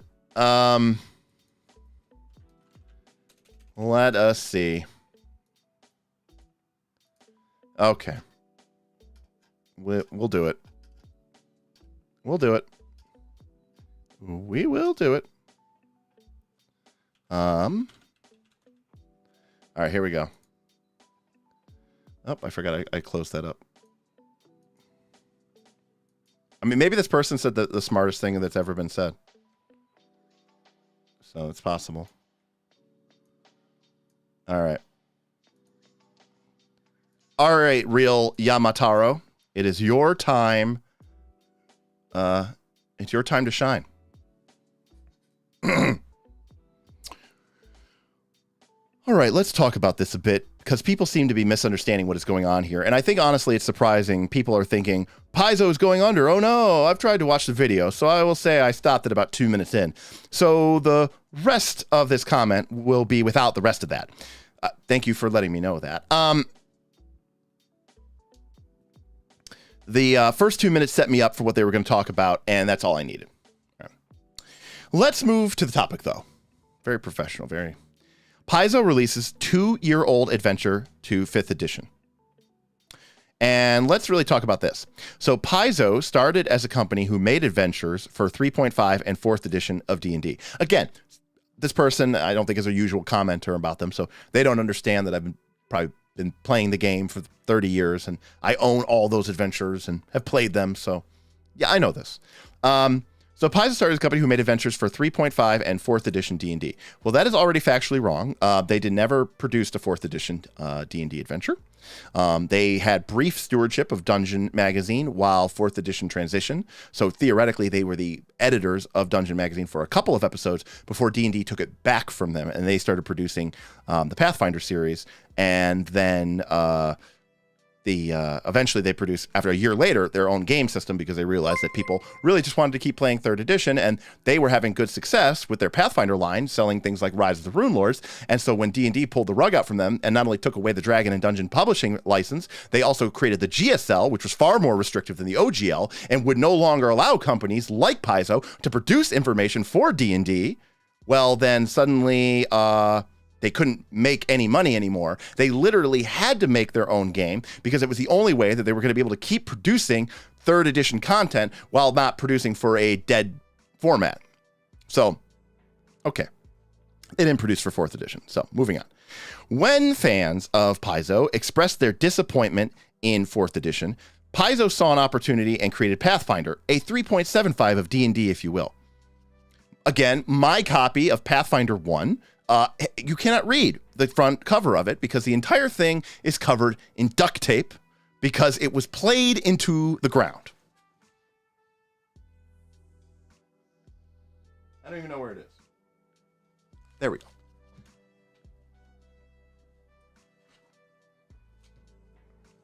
All right. This is my copy. This is my copy of the Pathfinder 1 rulebook. Full of tabs. It is completely fallen apart. It is only held together by the miracle of... Oh, look, there's multiple character sheets that are falling out of this. Which one do we got here? Who's this? Oh, this is Orethian, my wizard from an Emerald Spire game. It is a completely destroyed book where the inner lining of the pages itself is worn away. So thank you for educating me about Pathfinder 1, which I did not know about. That's very cool. Thank you. All right. So they apparently, when fans of Paizo expressed their disappointment in 4th edition, Paizo saw an opportunity and created Pathfinder, a 3.75 of D&D, if you will, using the same basic rules of 3.5, but with some additions and more as they went along. Paizo is not a stranger to releasing things for D&D. That much is true. Let's set that up first. Thank you for being set up. Second, this isn't the first product to get a 5th edition revision, as Kingmaker beforehand was already confirmed to have a 5th edition version as well. Let's talk about that. The Kingmaker 5th edition conversion was produced by a company called Legendary Games, which is not Paizo. Sure, it's Seattle. They are all just circle jerking each other. They all work for each other. There's probably people from Paizo freelancing for Legendary Games, but Legendary Games is producing Kingmaker for Pathfinder 2 and for 5th edition, because they're a small press publishing company and they need to make something for 5th edition, because if they spent all this time to make it for just for Pathfinder 2, they probably wouldn't have been able to cover their rent. So already that's not true. So yes, Paizo is not a stranger releasing things for D&D. That is true. In 2008, since 2008, after they released their own game system, Paizo stopped supporting D&D. They supported Pathfinder 1. 4th edition, they did not support. 5th edition came out, they did not support. And you might say, well, why didn't they support it? Because they had their own game system that they were supporting with products and releases. 2019 came, they released a new edition of their game, and guess what? They supported that exclusively and did so for 3 years until yesterday. So yes, they did support D&D when they were a small micro publisher who only made adventure modules. All right. So I hear you argue that was a Kickstarter. This is an official release. This is Paizo giving up. No. Ooh. Hold your tongue and think for a moment. Okay, big words. Let's consider profits in Paizo. Do you understand where most of Paizo's profits come from? I like that profits was capitalized here. It's not rules. Yes, people will people have and will always support the rules of Pathfinder. However, most people who start Pathfinder for the first time will often not purchase the rules, as the rules are free, not only on Archives of Nethys, but various other sites. This is genius, as it allows Paizo to advertise a product and sell their real moneymakers. Well, to be clear, it's released under the OGL. So I don't know that they have a choice, because things that are uniquely outside of the OGL, they do hold intellectual property rights to.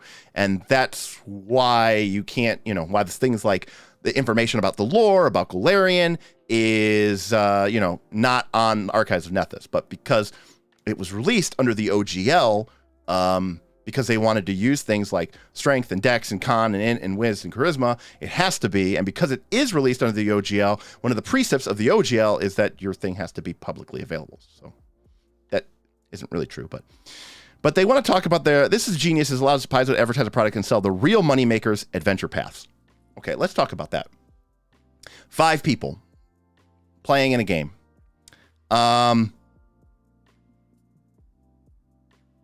One of them buys an adventure path. All of them buy the rule book. All of them buy the APG. All of them buy, various other books.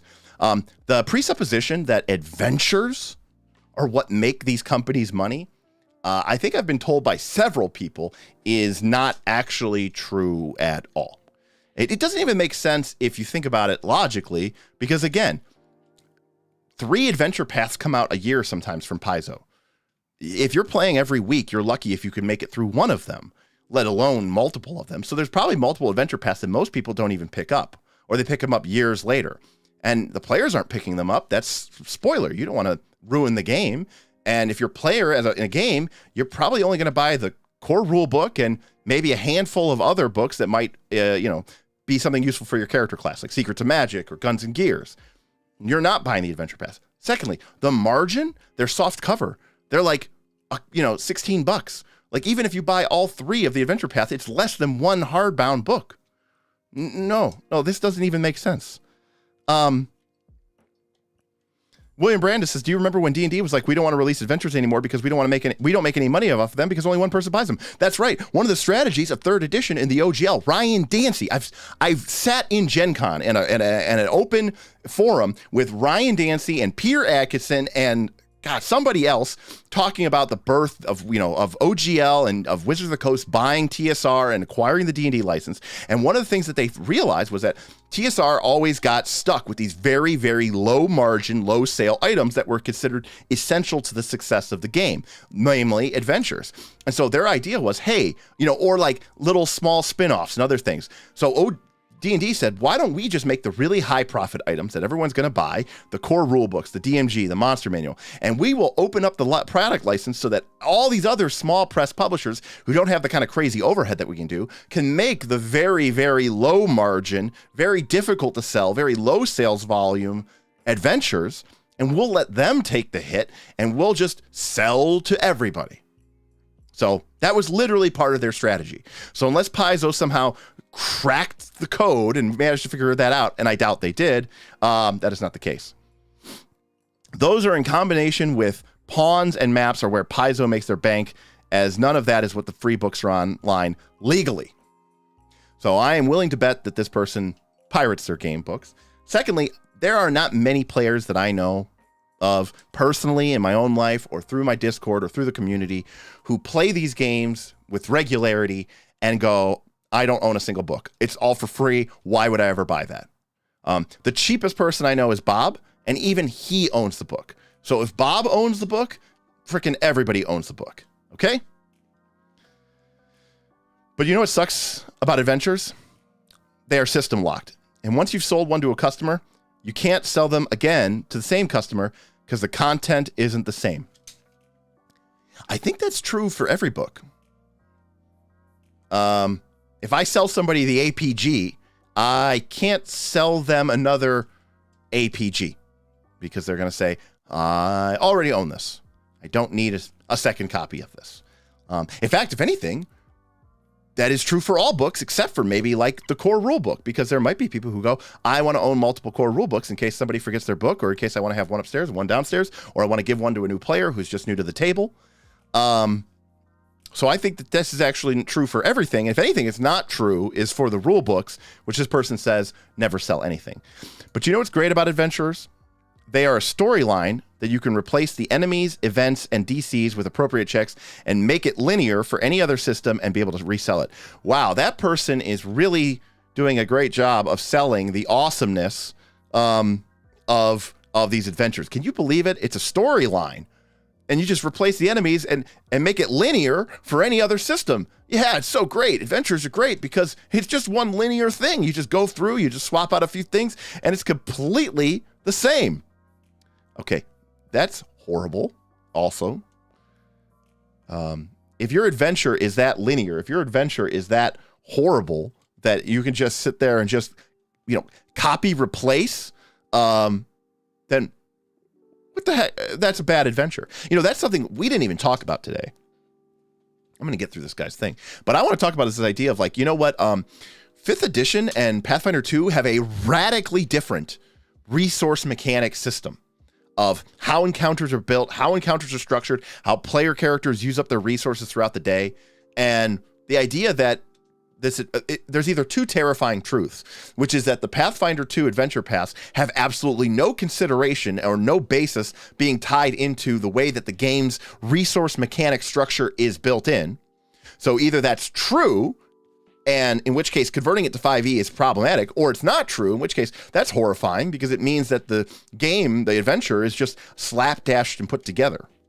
Also, it's a little weird to me that, it's a little telling to me, I should say, that Abomination Vaults is like my favorite Pathfinder 2 adventure path, and it's clearly the one that's the most old school dungeon based, and apparently it was their most successful one. So where is it at, Paizo? Why aren't you giving us more, classic good adventures that are less paths and more just, here's a cool location. One might call it a dungeon. And you know what it is? It's just a cool spot place with monsters and treasure and cool things happening. And players kind of get to go in there and kick things around and poke things and find out what's happening. And it's not just a faceless dungeon crawl where you're just killing enemies that have no purpose. There's a history to the place. There's a situation brewing and the players get to interact with it. But they're not just following along on some merry-go-round ride. All right, Paizo isn't giving up. They are making money where it matters. Those sweet, sweet adventures. No, they're making money where it matters. 5th edition. They aren't selling the newest adventure to 5th edition. Not only would that be stupid, you can't guarantee, that's guarantee there. You can't guarantee it's going to sell as it's a new adventure and you don't know what the profits are. But by taking an old system, changing a few rules, you are getting better mileage out of your adventure. Well, we already know that that's not necessarily true. We know that the reason this is being converted to 5th edition is because they were working on it anyways. They were creating a hardcover copy of it. Why were they creating a hardcover copy for Abomination Vaults and not for Age of Ashes, Extinction Kurt, Ruby Phoenix Tournament, Strength of Thousands, the other one, Extinction Curse, Agents of Edgewatch? They're doing it for this one because this is the one that was really popular and sold out because it was a dungeon. And turns out that even in 2022, people still like dungeons. So they were doing this conversion anyways and said, well, if we're doing all this work anyways, we might as well just make it for 5th edition so we can actually make some money about it. Now, Roll for Combat, Steven, said that there may have also been an element here of them saying, this is also kind of a nice pick for us. It's a dungeon. There's going to be easy transition. It only goes to 10th level, and 5th edition doesn't really work above 10th level, and no one playing 5th edition is above 10th level anyways. And so, you know, if we gave them Strength of 1,000 or Age of Ashes, then people would be playing it, and then they would get to high level teens and go, this game sucks. Paizo sucks, but it's really just 5th edition that can't handle high level. And this way, they can make it for 5th edition, and the game ends, the adventure path ends before 5th edition breaks. So that's the real reason they were doing this, not this what this person said. To be clear, I didn't 100% know this at this time either way, but nonetheless, they were wrong. The only reason people are salty is because it's going to 5th edition. If the conversion was for GURPS or 13th Age, would anyone here give a shit? Nah, because they know that those companies can't beat what Paizo has.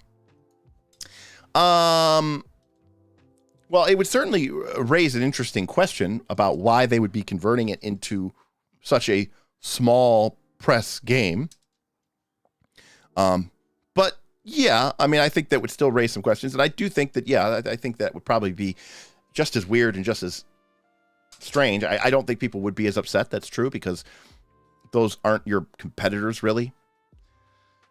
Paizo is playing smart. It took an old adventure, made it resellable in the best possible way. Not only does this resell the adventure, it introduces people to the concepts and stories held in Pathfinder and helps 5th edition people realize that Pathfinder isn't some scary beast that they can't comprehend, but it in fact is as remembered and as interesting as a 5th edition game. Actually, no, it doesn't.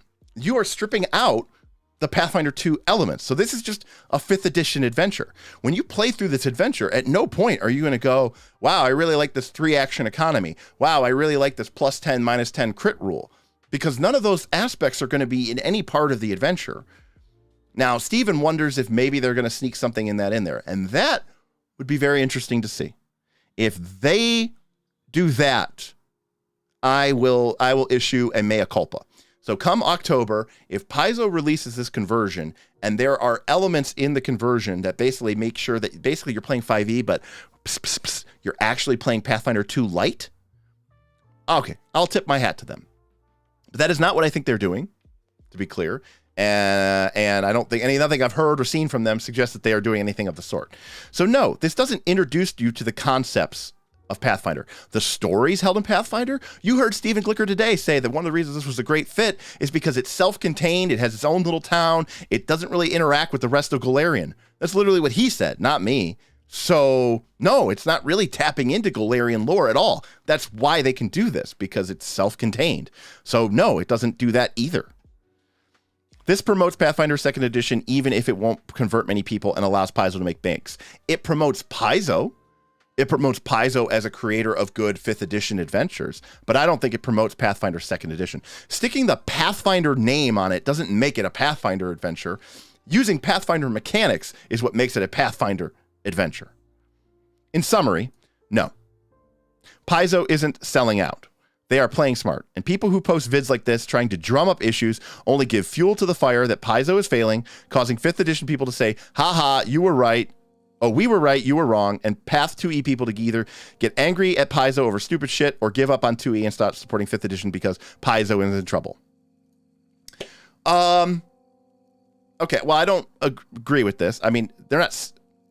I don't think I ever really said selling out. I said giving up. I do think this is a smart business decision, so I will say this. am I trying to drum up this issue? No, I think it is an issue. And I do agree that I am giving fuel to the fire. So I said that in the Roll for Combat. Was I mongering fear? Well, yeah, I'm concerned. I am crying wolf because I do think this is a problem. I do think this is a sign of things to come. And it could be that this is a one-time thing and it never happens again, in which case, I'm sorry. I was foolish to have raised this concern. But if this makes a lot of money and this starts happening more and more and more, then those are the concerns that I had. So yeah, clickbaity title. And while I understand why your group wants to discuss this, it was just me. It wasn't in my group. It should do so in an understandable way that shows support for what Paizo is doing. Why? Why do I have to support what Paizo is doing? They don't fucking pay me. I don't get any money from Paizo. They make a cool game that I like to play. That's it. I pay them money. Why the hell do I have to support? If you play Pathfinder 2nd Edition, newsflash, you do not have to support what Paizo is doing. Paizo doesn't give a shit about you. They only care about the money in your wallet. And realize what they are doing this versus outright stroking the fire. And then him and Philip Bush went back in time. It's really nice. Now keep in mind, this is all from a man who didn't feel the need to even read or even watch my entire video. He watched 2 minutes of it, and he knew enough. So yeah, only he was smart enough to understand the 4D chess that Paizo was playing. I have 3 copies of the CRB, James says. I feel called out. I have 2. I don't have 3. I have, for 3rd edition D&D, I want to say I think I have something like 7 copies of the 3.5 edition of the rulebook. Between 2 of them are collector's copies, but I have like 5 copies of the player's handbook for 3rd edition. Ian glanced at his 2 copies. Yeah, I've got 2 copies of the CRB. Very nice. Brune is here. Everyone can relax. Thank you, Brune. Happy to see you coming in. Thank you for telling me profits was caps as I load up. I actually don't know what that means, London, but thank you for the tip. I appreciate you. Apparently I didn't hit submit when that was relevant. Oh, okay. That would explain why. Well, thank you anyways, London. You're awesome and you're amazing.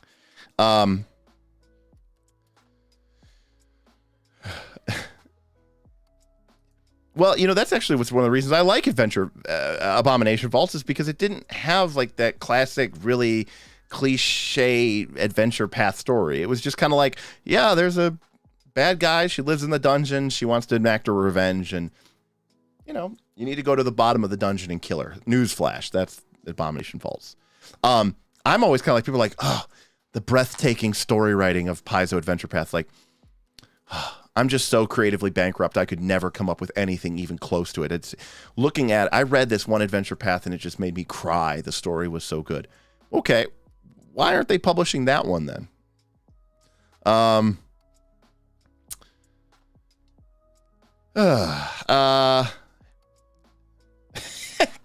Kieran's on fire tonight. Spank me, daddy. Yeah. So, yeah, again, I'm not trying to be too much of a, in reality, I don't actually care. I mean, these people can do whatever they want. 5th edition could never, D&D could go out of business. Pathfinder could go out of business. Paizo could go out of business. Wizards of the Coast could go out of business. I have more than enough role-playing games that I've never even played to keep me busy until I die.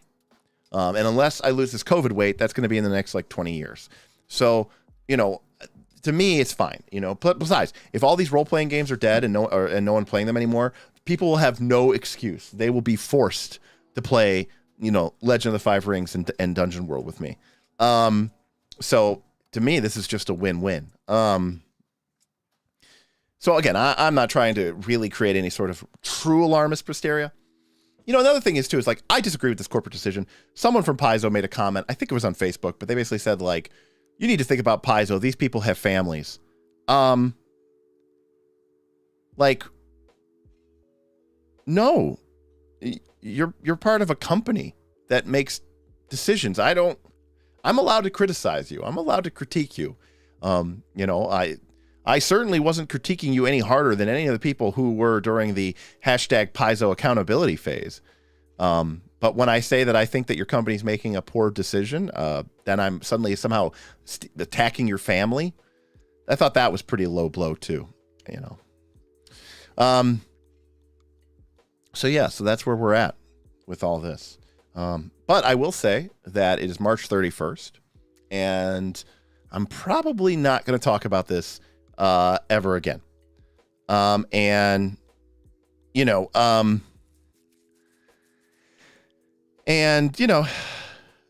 It's yes, that was kind of where we're at for that. I didn't expect this to be a very normal stream. So K Swisstack, I saw your first post, and then apparently this one went through, so that's pretty rough. That was pretty rough. So let me talk a little bit about why I think everybody should at least read this book. And I want everybody to buy this book. You can get the PDF online. It's Dungeon World, by the way. Oh, Anthony, I'll answer your question in a second. I don't actually care if you play it. I don't actually care if you care about any of the classes in this or anything. The reason I want you to read this book is because I want you to become a better game master. And I want everybody to do this. And there is a section, it's about 18 pages long in this book. It's all you really actually technically need. And it is called How to GM. And it talks about what is the GM's agenda. And this is literally an instruction manual for how to be a good game master. And it tells you the principles of being a good game master. And we're going to talk about them today. This has nothing to do with Dungeon World, the mechanics. It has nothing to do with Dungeon World, the system powered by the Apocalypse. These are the principles that Dungeon World believes, not even believes. These are time-tested principles. And the truth of the matter is, it's just like fundamentals in any sort of sport. Like if you've ever been a part of a sport, a lot of times what instruction you get instruction for something and you realize, oh, I was doing this naturally already. I just didn't even understand that I was doing it. Great dungeon masters do a lot of these things automatically, intrinsically. Sean, I have not made Bob read it for night school. That we're actually probably going to do a whole session on this. Step one is like prep and building a game. There's a whole different section of night school. We may even need to do like a different thing, like 201, which is like how to be a good game master, right? Like there's like two things, but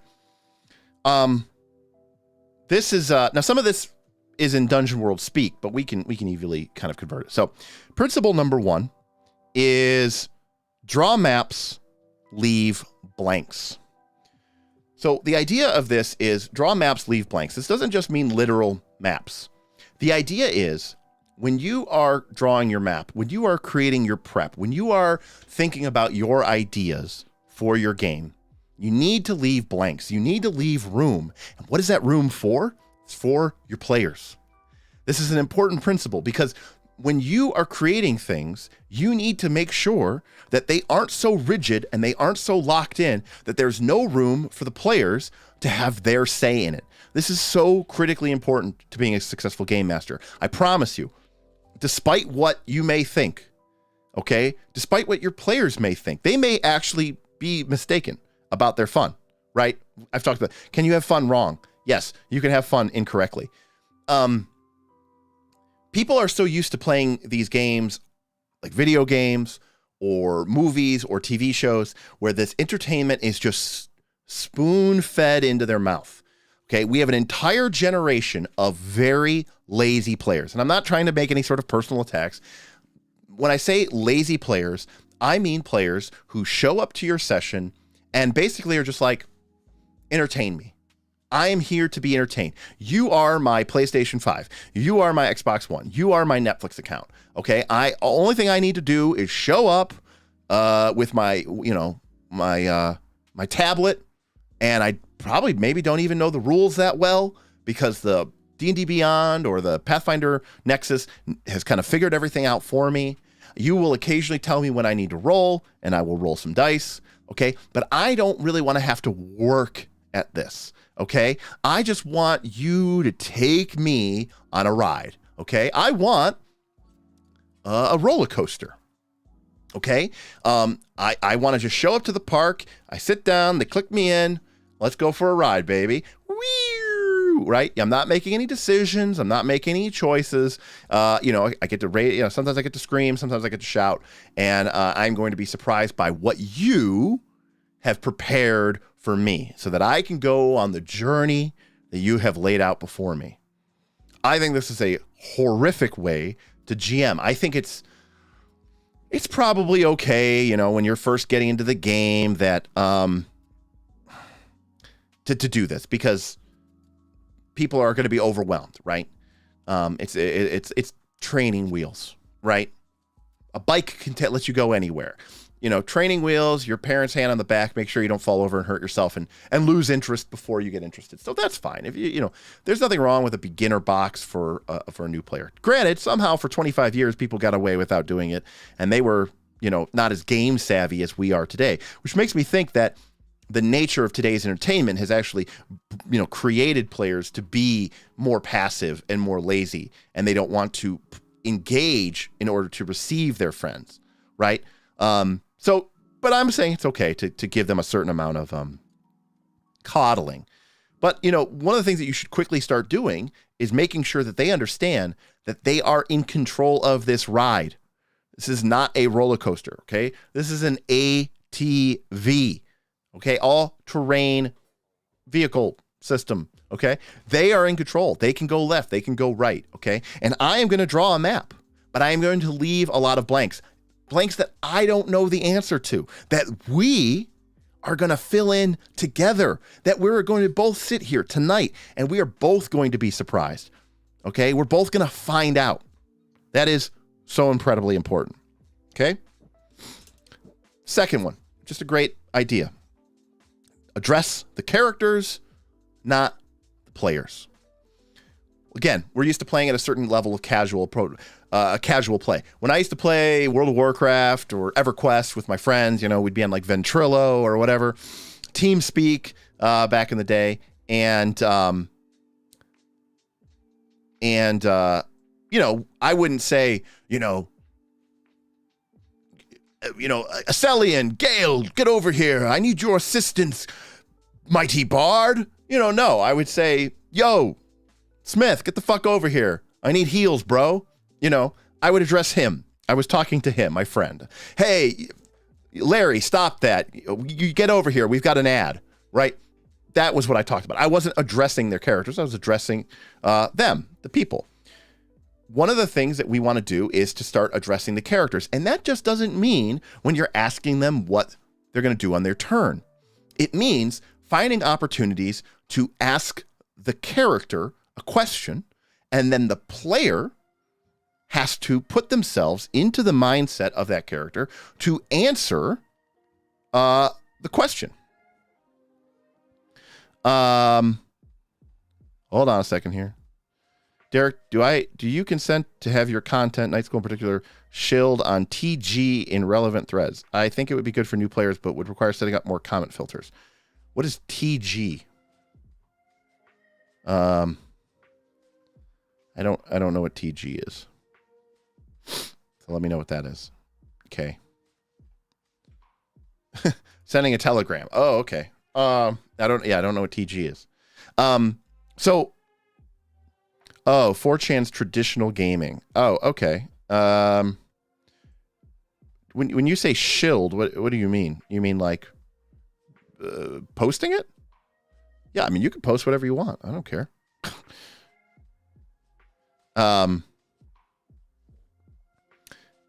You have my permission to share our stuff on TG, relevant threads.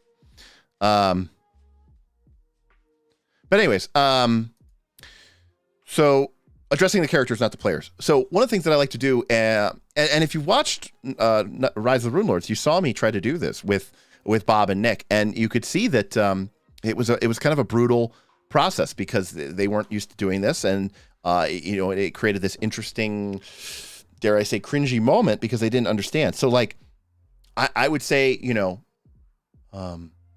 of saying, Bob, what are you doing? You could say, Azius, Escanor is holding the front line, but Burl is under attack. Azius, what do you do?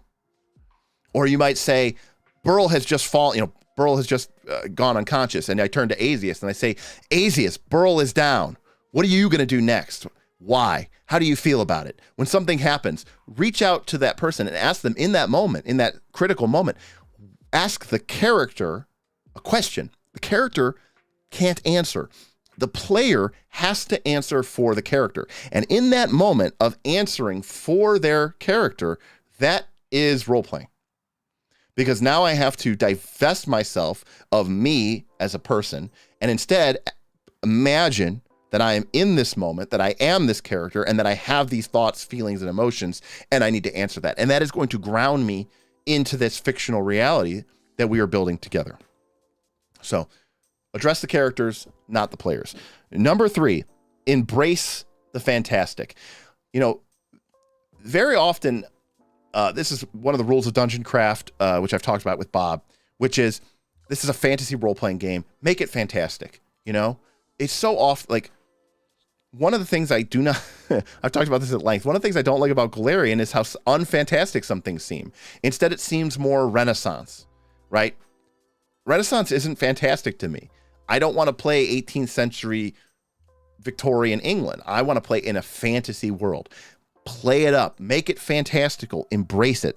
Think about what is going to make people go, like, Keanu Reeves style. Like, whoa, Like, figure out ways to have your adventures on floating islands and have, strange creatures and have these incredible treasures and these incredible moments and these spells and make them feel like they are living in this fantastic world with these incredible vistas that inspire them and, make you feel like you are part of this incredible world that has been hidden, but it's behind the veil, right? Like, find those things and embrace them. So embrace that fantastic. That's our 3rd principle. 4th, this is more of a dungeon world principle, but it does apply even to a game like Pathfinder 2, which is make a move that follows. What this means is the mechanics and the fiction should interact to each other, okay? If I describe something in the fiction, make it true even in the game mechanics. I wish Pathfinder 2 did this a little bit better. But like a great example of this, that where I did this was early on in Rise of the Rune Lords. Gore, played by our player Rory, who left the show after the first adventure, had used an intimidating strike. In the first round of combat, he charged in against a group of goblins. He used Intimidating Strike. I shouldn't say he charged in. He moved once, he strided once, and he used 2 actions to use Intimidating Strike on the lead goblin. He crit, which with an Intimidating Strike would make the creature frightened too. But with his Great Sword, or Bastard Sword, doing double damage, he killed the goblin in 1 blow. Okay? But narratively, what he did was, these goblins were talking shit. He strides in, 1 action, and just decapitates the goblin. Now, mechanically, that goblin is frightened too right before he's instantly dead. But the narrative suggests that this guy just did a stone cold stunner on this guy. He just laid him out with 1 effect. And so what I did is I made all the goblins in the encounter, the other goblins, the ones that weren't even hit, I made all of them frightened 1 instead. So his Intimidating Strike crit, which killed the goblin, instead turned into an AoE, no save, no attack roll on the other goblins, frightened 1. Why? Because if I said, you walk in and you slice off the goblin's head and I go, the other goblin, and wait, right, we have mechanics in this game. There is a way to express things and say things. So if I, the GM, say, Okay, Gore, you run in, you slash this guy's head off, and you go, the other goblins are like shocked. You can see that they are stunned with fear. Their fear grips their eyes as they see one of theirs, maybe the biggest one, the leader, gets cut down brutally, one shot with a particularly vicious and intimidating strike. They quake in their boots. And then nothing happens mechanically. You aren't reinforcing the fiction with mechanics. Pathfinder 2 has these mechanics. Use them. If someone is stunned by a revelation or something happens that is very jarring, make them stunned. Say, you're stunned, 1. Okay? If something happens that's terrifying, make the creatures frightened. Like, let the players feel like the narrative actually matters. That what's happening in the fiction does have an effect. That it's not just about their fucking feats. That it's not just about their fucking magical items, skills, and character sheets. That the fiction is what is driving this world that we are living in. That is hugely important because it means that your players will start to interact with your game on the level of the fiction instead of just on the level of the mechanics, right? Instead of always looking to their character sheet, instead of always trying to figure out a way to math their way out of a problem or to figure out a way to feat or action or activity their way out of a problem, they are going to look at the reality of the fictional world and they are going to start to treat it as if it was real.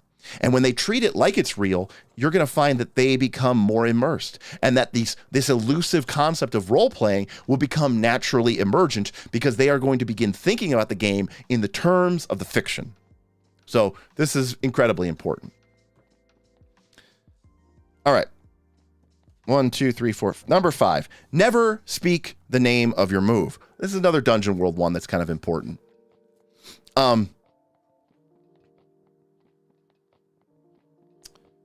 You don't always have to explain everything in exact mechanical consistency. With Pathfinder 2, it is a very crunchy game. It can be a very tactical game. And so it can be tempting, even for me, to be like, he strides, he attacks, right? Because like if you say something like, the ogre suddenly charges you, someone's going to go like, oh, okay, so he's going to move twice and then attack with only 2 actions because sudden charge. William Brandis beat me to it, but, map attack. This is horrible, right? It became a meme on our channel, but this is actually a perfect example of what not to do, right? Never speak the name of your move. Map attack is exactly that. Right? You don't break things. Don't just describe your character's turn in the sequence of what mechanical actions they are taking. I am going to demoralize, then I am going to stride, and then I am going to use assisting shot. Don't describe it like that. Never speak the name of your move. Use the fiction. Describe it. The mechanics should inform the fiction. If you're going to demoralize someone, then the fiction should be that you are actually doing something that would be demoralizing. Don't be like, I look at the monsters with love and respect in my eyes, and I feel for a moment pity for them. Demoralize, right? Like that doesn't follow. The move should follow the fiction, right? Flavor first, then mechanics. It's almost a yin-yang relationship, Total Entropy. It could be yin-yang. If I do something flavorful in the fiction, then the mechanics should follow. But if I want to do something mechanical, that's fine. It's a game. You're allowed to have mechanics in a game. Then that's fine. Just make sure that the fiction represents the mechanic that you are following, right? I can have it both ways. All right, next. Give every monster life. Horizon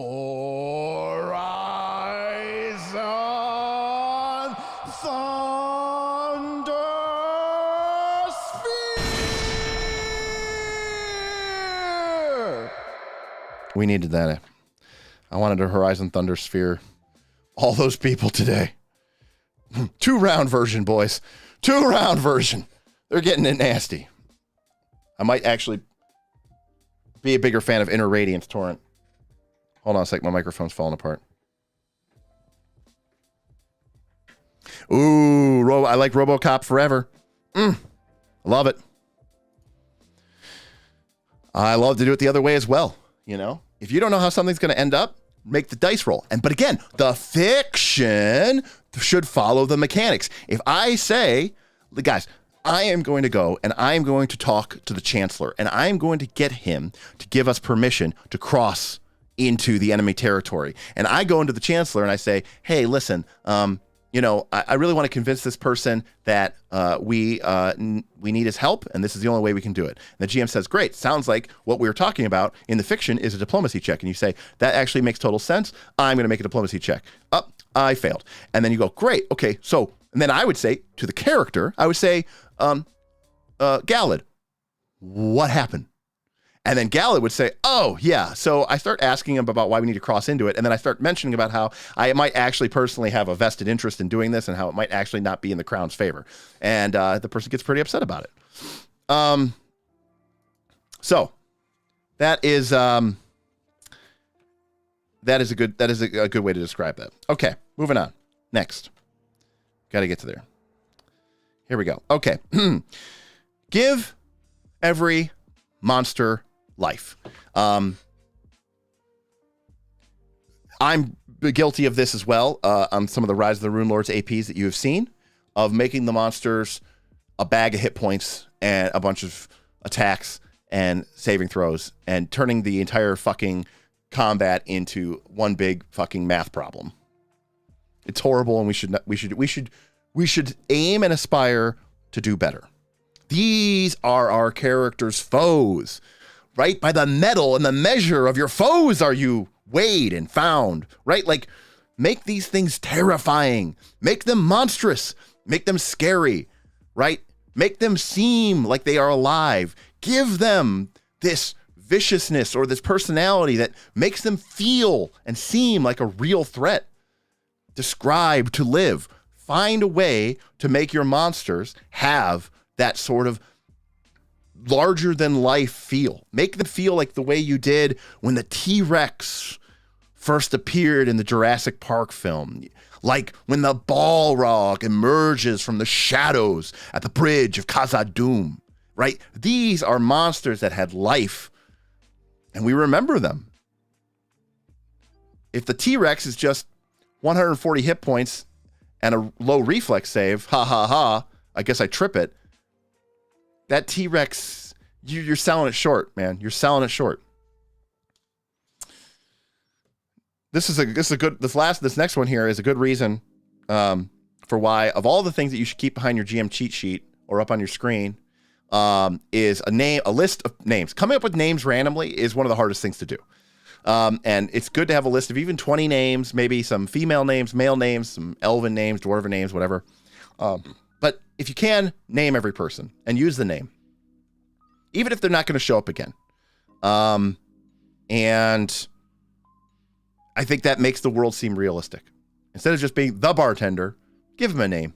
You don't have to give him a backstory. This doesn't have to be like that XP to level 3 skit where, he just watched Critical Role and he's like going into this long diatribe about the bartender. No, just give him a name and give them like one personality trait so that players at least can make some sort of real physical mental connection with this person,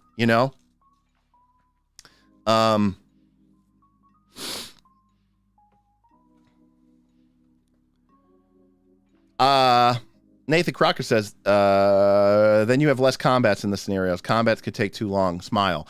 I mean, I would rather have less combats that were awesome and evocative and amazing and things that I can remember for that. There are some combats that I've had in my TTRPG experience where I actually sometimes have to physically remind myself that that wasn't real life, that actually didn't happen.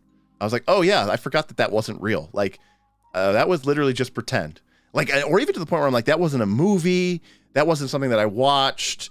Like, that wasn't even something that I read. Like, that was something that happened. But in my memory space, it occupies the same layer as like, oh, these were real events. And my mind remembers them that way. And so I'd rather have more combats like that. Hell, if I could have one, there's a couple that I can even think of, and I know some of my players are in the chat who've played with me for many, many years. William Brandis is one of them. And some of these things just, stick out in my head, and I go, if I could have one of those type of fights a month, if I could play once a month and I only had one of those, that would be incredible. I would actually be fine with that. All right. Ask questions, got 4 more principles.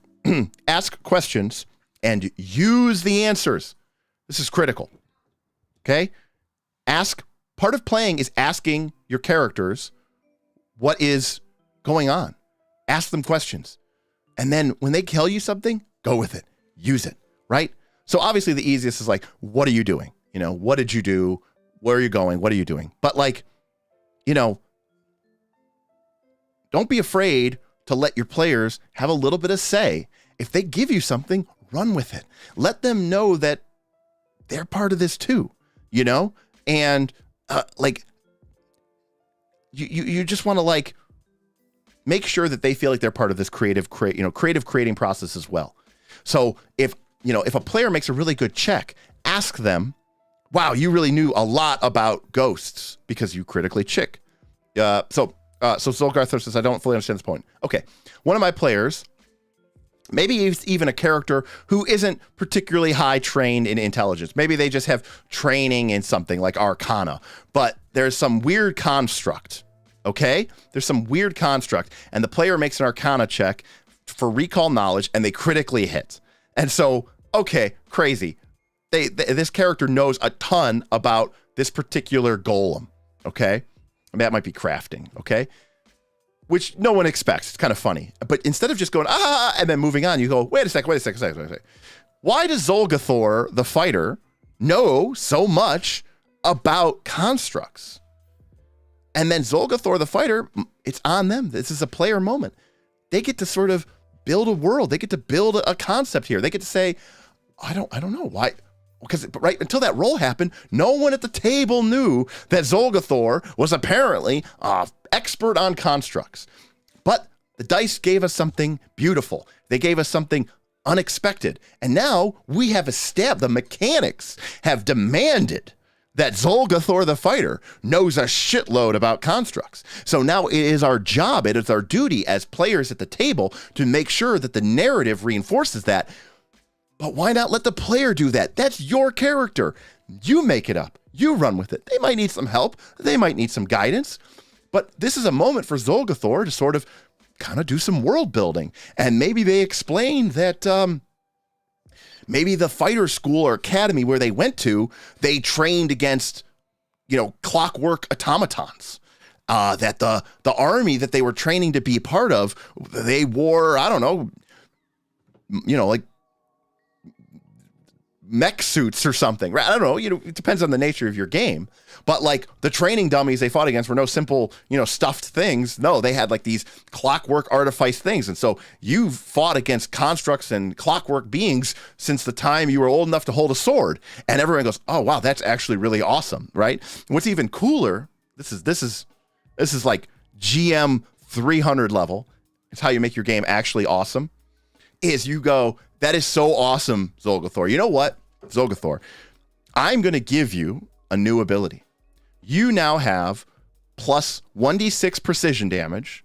Maybe that scales with your level or your potency bonus, so you can make it scale to make it a little bit interesting. Or you could just make it like a +2 bonus, almost like a vengeful hatred, like the dwarf ancestry feat, right? Take something that already exists in the game, like vengeful hatred, dwarf ancestry feat, but instead of applying against giants or orcs, apply it against constructs. And it's not called vengeful hatred because this isn't something that you hate. Instead, it's called like, skilled destruction, right? You fought against constructs your whole life, apparently. We've just established this in the fiction. You, the player, just established this in the fiction. And so the rules of Dungeon World, the rules of good principles demand that the mechanics should follow from the fiction. And so I go, well, you have just established something that is true. You have just established that, hey, guess what? Your character knows a shitload about constructs. He spent his entire life training how to fight them. For the better part of 10 years, he spent his time fighting against clockwork mechanical dummies. I'm sure, if he wanted to get an A for the class, he had to figure out where they're weak. And I'm going to give you this scaling damage bonus that's going to apply against constructs for the rest of the campaign. Oh my God, his character's broken. Yeah, who the hell cares? Your campaign's probably not going to get to 20th level anyways before all your players leave and the campaign blows up anyways, okay? Or before somebody makes a really inappropriate joke and a bunch of people get offended and leave your game.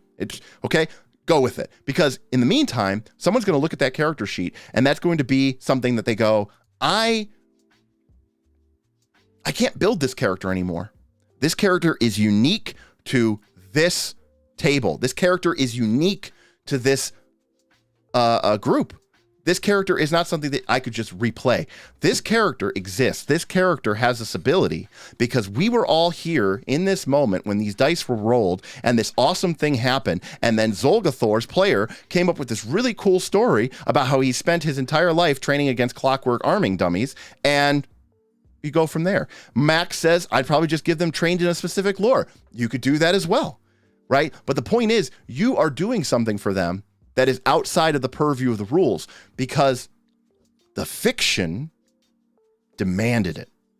And that's why we play these games, because we want to create, not just the DM, we want to create. This is about the players and to a certain extent the GM, but it's about the players creating a story rather than simply just passively discovering it, right? Your D&D campaign should not be like a book, like a novel, okay? Your D&D book, right, should not be like the Two Towers. It should be a blank journal, or probably more appropriate is like one of those blank journal prompt books, the one that's like mostly blank, but it has like prompts and it sort of inspires you or guides you to fill in a certain different type of essay or diary entry every day. That's what a D&D game should be like. It shouldn't be like a book, okay? It should be like a prompt journal. All right. Something offensive said at the table. That is every single game I run. Everyone joins in. Yes, if that works for you. I mean, case in point, this is my Dungeon World book, and so I run this at a lot of conventions. Obviously, that's where I mostly run it. And inside of it, as my bookmark, is my X card for making sure that when I'm playing with strangers, if I or anybody else at the table gets a little bit out of hand, we can make sure that we keep it all kosher. Okay, next one. Be a fan of the characters, right? Be a fan of the characters. You are the GM, but you are there to be a fan for them. Try to figure out ways to challenge them, but also to push them towards cool moments, victory. Give them these moments where they can either shine or fail. But either way, you're still interested in the characters. This is a great example of like, another way of saying this is like, don't make it about your GMPC. Don't make it about your NPCs. The story is not, the adventure path that you bought, some stupid NPC in there, some stupid boss, some stupid villain. None of that is as important as the PCs. Even if the PCs aren't the most, this is not, by the way, saying that PCs should have plot armor. Far from it. Sometimes being a fan of the PC means I'm going to make this PC's life living hell.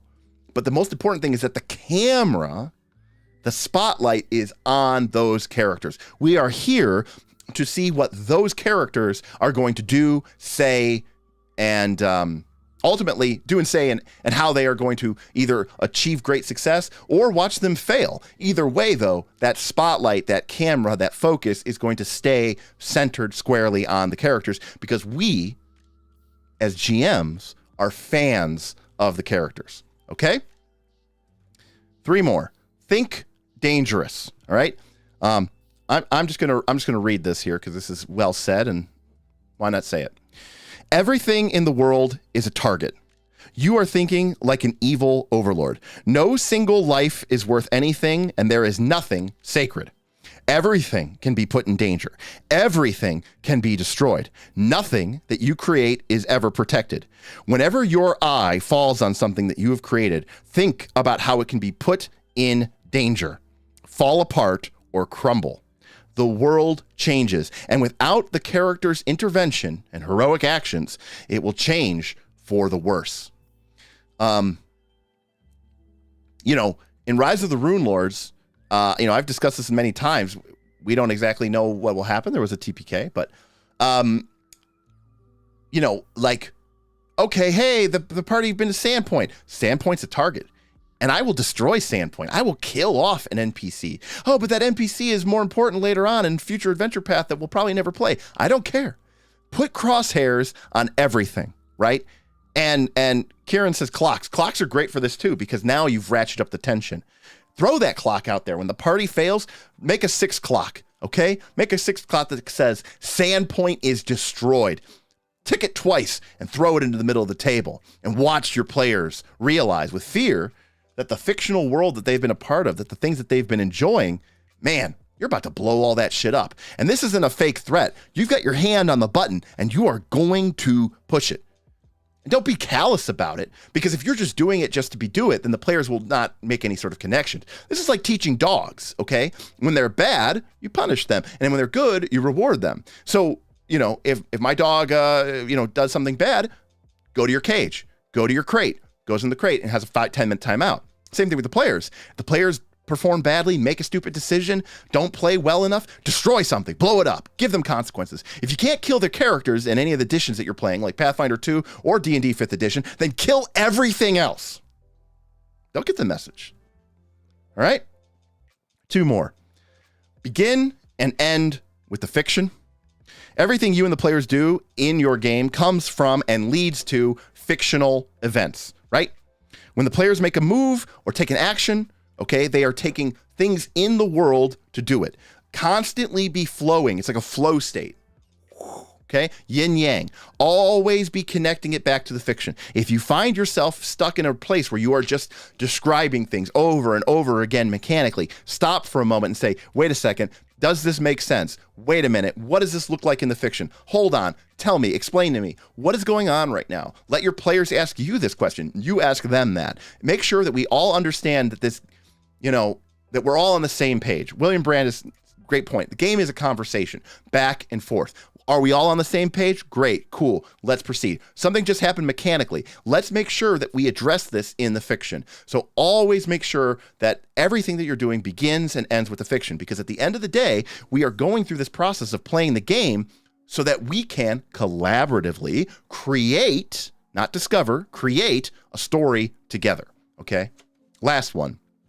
Think off screen too. Just because you're a fan of the characters doesn't mean that everything is always happening to them. Sometimes the best move is being made a long way away. One of the things that I learned when I started using progress clocks in my later Blades in the Dark game is sometimes it is okay to allow the players' failures not to directly affect them immediately, but rather to sort of trigger off-screen badness, right? That things that they are doing now are going to bear evil fruit later on. Right? And so sometimes the best thing to do is to think about targets or issues or problems that aren't a problem for now, but a problem for later. Like a great example of this might be the characters are having problems against a fortress of stone giants and they keep having to retreat and fall back and they're not making any good progress. Well, maybe the consequence is that the town that they haven't been thinking about for several sessions gets raided and destroyed, or at least severely damaged, because you're thinking about, hey, how do the actions of these characters influence and affect not just the characters, but the world around them? When the players realize that their actions, their failures, their successes, their inaction has consequences in this fictional world that you are building together, that starts to make them, again, really kind of hunker down and think, wow, this is kind of like real life. I can think about this game in a sense of, like, what I do matters. And it's not just about me going through the paces. I'm not just reading a book. I'm not just playing a video game. The things that I do matter. And that can be very scary for some players because they're not used to having that kind of control. But with time and practice and with a little bit of help, they will find that this is extremely empowering. This is the core of player agency. This is what it means to have agency at your table. It means that the things that I am doing matter in the shared construct of the world around us. And those are the principles of our Dungeon World game. And they are the principles, for the most part, for pretty much being a good GM anywhere or anything. And so again, draw maps, leave blanks. Number 1. Number 2, address the characters, not the players. Number 3, embrace the fantastic. Number 4, make a move that follows from your fiction. Number 5, never speak the name of your move or your action. Number 6, give every monster life. Number 7, name every person. Number 8, ask questions and then use the answers. Number 9, be a fan of the characters. Number 10, think dangerously. Number 11, begin and end with a fiction. And then number 12, think off screen about the larger world too. So those are our 12 Dungeon World principles that I really think are just 12 GM principles. And studying them and learning them and understanding and sort of incorporating them, because these aren't things that you should be thinking about like in the heart of a moment. You shouldn't be, flipping through the book in the middle of the session and thinking about it. These are more principles. These are things that you indoctrinate and they become a process. They become a part of your thought process as a GM in order to create these incredibly exciting games that I think you're going to find that your players are richly rewarded by and remember for many, many years to come. And you kind of up your GMing level. Total Entropy, I think, knocks it out of the park here. Says, yeah, one of the best moments in TTRPGs is when your players realize that something important happened in the game directly because of what they did. And I agree very much more. So I appreciate what you said, My Squeezing Arm, but technically this was said by Sage Latora and Adam Coble, but they kind of even adopted it from what Vincent Baker said, but I appreciate it. But that's why we're here on this live stream and we're talking about it. And of course, I would be remiss to say that we also talk about this all the time in our Patreon Discord, which is one of many benefits that you get from being a part of our Patreon, including our recently launched Northern Reaches mega game. We have an entire Forge server set up with about 6 or 7 Foundry license, so we can run many games all at once. And we have like over 10 or over 11 GMs. We've got 30 plus players, more signing up just even today, I think. And the idea of it is to create a sort of persistent, meaning the world is collaboratively developed and shared by all the GMs and all the players simultaneously. We're keeping a calendar and a clock, so your characters can basically, if your character is off doing an adventure in the Jagged Pine Forest, well, then you can't be off doing a dungeon in the Bloodlands at the same time. Players are going to be forming adventuring parties and working with the GMs to go on to their adventures. So in a way, it's kind of like an MMO because it's massively multiplayer, but it has elements of a D&D game because you are still working with the GM, so you have all the flexibility that a GM, a human, can bring to the game and bring to the table. But it's not Pathfinder Society where you're just, doing an adventure and it's operating in a vacuum and nothing changes. No, this is a shared persistent world. We have overlords, which are people like me and William Brandis and Bob, who are sort of like above the GMs, and we are using the actions, going back to our Dungeon World principles, the actions, the failures, the successes of the player groups in these various DMs adventures are going to create and change and shift world events and push new adventures to bubble up to the top and new threats to appear, or even new benefits to be gained. Some players might go and unlock some ancient secret, and then every PC in the game might get some sort of boon or benefit or some sort of training benefit. So, thoughts on making the world. So anyways, I'm really excited about Northern Reaches. It's literally we announced today that people could begin scheduling their games. People have been getting set up for this for the last month. Very much we are following the make a map and leave blanks. We literally made a map and then left a ton of blanks so that our GMs and the players, as they go on these adventures, are basically filling in the details. And so again, collaboratively, we are going to build a world. And to answer your question, K-Swistack, thoughts on making the world's history with overlords using Microscope. I love building shared collaborative game worlds using Microscope, especially with my group of players that we then go and play in that world. And it's great because then every player literally knows the entire history of the world, just like a native person would be, because, well, they, help build it. In this case, though, we aren't doing this because we do want to leave it pretty open. We want to leave it pretty loosey-goosey, and we want to let the actions of the GMs and the players, especially those GMs, to have as much leeway it helps from a logistical standpoint too if our GMs could just get in there, create, and not have as many restrictions. But more importantly, we want what the players create and what the GMs create to really be what drives the history and story of the Northern Reaches.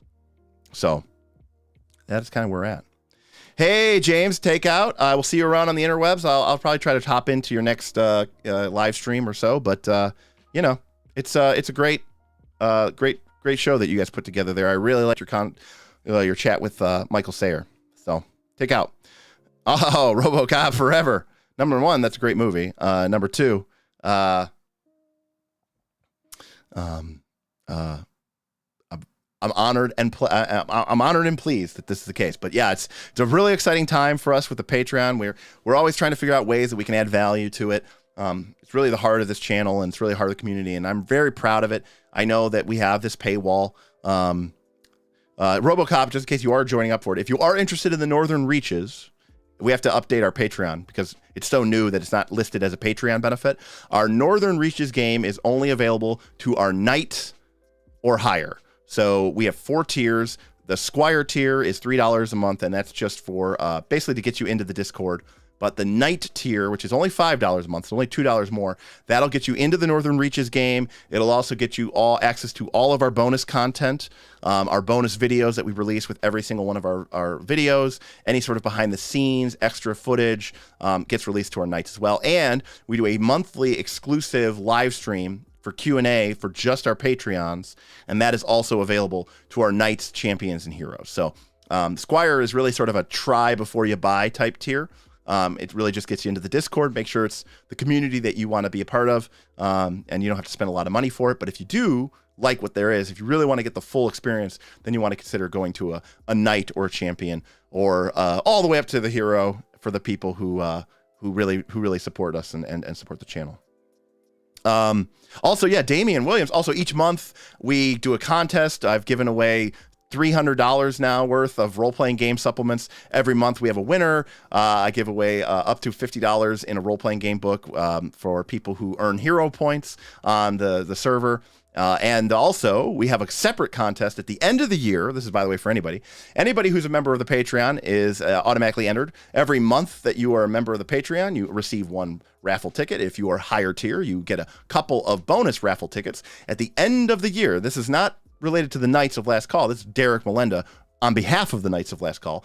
At the end of the year, I'm going to do a raffle, and whoever wins, assuming they are in the continental United States, I am going to custom build them a gaming vault table made out of, to their dimensions, their specifications, the wood of their choice, oak, walnut, maple, you name it, full topper, the whole shebang, and then me and some of the Knights are probably going to get together, put it in a trailer, and road trip it to your house, and with any luck, assemble it, and probably try to get you to do some gaming with us, so that we can maybe do a video about it. But that's just me saying thank you for the community being very awesome.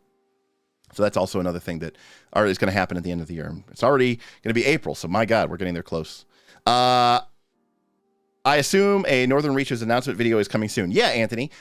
We officially are launching it Sunday, mostly because everyone's been chomping at the bit and everybody wants to do it. I didn't want to announce it on Friday because then people might think that we're kidding. So I will probably do a Northern Reaches sort of announcement video, trailer video, in the first week that it is technically live and happening. So look for it next week, probably Monday, Tuesday, and we're getting into it. Brutus, if the border is open, Canadian border is probably something that we can work around. And I should also note that if someone wins it and they aren't available for the table to be hand delivered, we might do some sort of cash equivalent prize. Like, I don't know, every hard copy book of Pathfinder 2nd edition or something, or every collector's edition or something. I don't know, some sort of, $1,000, $1,500, whatever prize for that person. Just because if I can't deliver you and build you a table, then, I'd like for somebody to get something anyway. So we'll figure it out. Or some people might say, dude, I really like that, but I don't have room for a table, or I don't have, there's one gentleman who's in the Army and says that wouldn't be really appropriate for me because I don't know where I'm going to be. I'll fucking drive down if I win a table. So yeah. we'll figure it out. I mean, ultimately, if someone wants to pay for the shipping, I don't know what that would be. It's possible that a shipping cost might still be like $500, $600, $700, $800. But, if you're getting a $5,000 table, you might be willing to pay that to have it flat packed and shipped to you.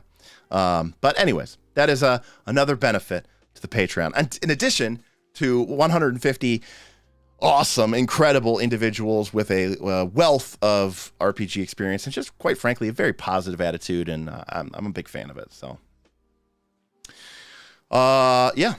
All right. Well, it's 9:30. This is my 4th live stream of the week. And tomorrow I get to play Pathfinder 2 with my friends. Yay! Oh, there's a question way at the beginning. What is next for the AP for the Knights? I still don't know. Just kind of a quick update, which I'll probably go more into Monday, which is our Patreon live stream Q&A exclusive. So this is more for people in the Patreon, just business of the channel type stuff. But long story short, we are now an LLC, officially a company, which means I can now have to transfer all the assets and the finances and the YouTube channel and all that other stuff in order over to this new entity. And that means that the entity now is a company, which means that we need to figure out like how to make contracts with our players. That way I can legally pay them, and, have it all be above board and people pay their taxes and they get, that my accountants can handle it and everything's checks out and all the T's are crossed and all the I's are dotted. And we'll figure out what that looks like and what players are interested in doing and which players may want to be a part of this, which players may not want to be part of it. If they want to sign a contract, if they don't want to sign a contract, and what game system do you play? I mean, obviously we're Pathfinder 2. We focused on Pathfinder 2, but everyone here knows that I really like a wide variety of other games. We've been playing Pathfinder 2 for 15 months on this channel, and we might take a quick breather, quick break, and do something else or something fun, or maybe we'll mix it up. We'll do, there's 4 weeks in a month. Maybe we do 2 weeks of Pathfinder 2, 1 week of something else, 1 week of something else. I'd love to get some of the Patreons in there or something, and we'll go for that. I think it's gonna be pretty good. William is right. Anthony, if you super chat me, I can't ignore you. But Quest for the Frozen Flames is one that I've read the first adventure. I know the second, I think the third are out now. But Paizo used to send that to us for free. I don't know if they're still going to do it after yesterday, but I still like. Listen, I'm your biggest fan. Well, maybe I'm not your biggest fan, but some of those people who are calling me the purveyor of the devil might be my biggest fan. Anthony, I know. I appreciate what you give us, anyways, buddy. And I want to get it from Poland since we have a very good system of delivery for smaller packages. Well said. Listen, if I could figure where there is a will, there is a way. I would love to get to this. Yes, we have 0 sponsors, by the way. You ever notice that? You ever see smaller channels? James, I think, left, but a Deadly D8, they have less subs than us, smaller Patreon, the whole thing. They got sponsors. We do not have sponsors. I don't think that's by accident. I think we might be unsponsorable. Nice, Brutus. Great. That's good to hear, man. I think it's going to be really interesting. Again, like everything on this channel, it's an experiment. We're taking 50 plus people and we're trying to all play Pathfinder 2nd Edition together in a sort of organized way. We're gonna slowly work our way into it. GM Scott is here. He's awesome. And he's saying not even Raid Shadow Legends. I know. No Raid Shadow Legends, no NordVPN, not even Honey. We can't get sponsored for shit. Damien, I'm not touching that one, but you are not wrong. So organized. Listen, Glaring in Death, if we're not organized, it's because you asked too many damn questions. But you did you've had the biggest influence on the changes that we've made to the game with the addition of the new role-playing sessions. So theoretically, I guess your efforts have paid off. Brune, we are really trying hard to figure out ways for people who might be in like APAC time zones, or even in European time zones, to try to figure out ways to make sure that there might be some GM opportunities. We actually do have a lot of people in, sort of Australia, New Zealand, APAC type time zones. And another thing that we do, we also have about 4 or 5 people, I think, in the game who, in Northern Reaches, who are European based. But we've also we award GMs with hero points, so that is a currency that they can use. It is just a thank you. We're not paying these GMs, but it does give them a better chance to win our prizes at the end of the year, to win these monthly prizes.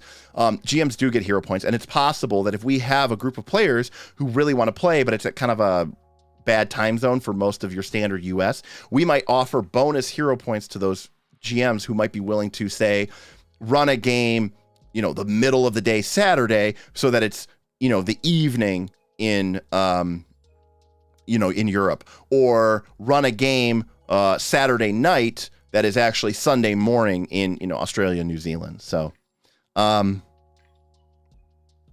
you go. Europe 8, North America 85, South America 4, Asia 2, Oceania 9. So there you go.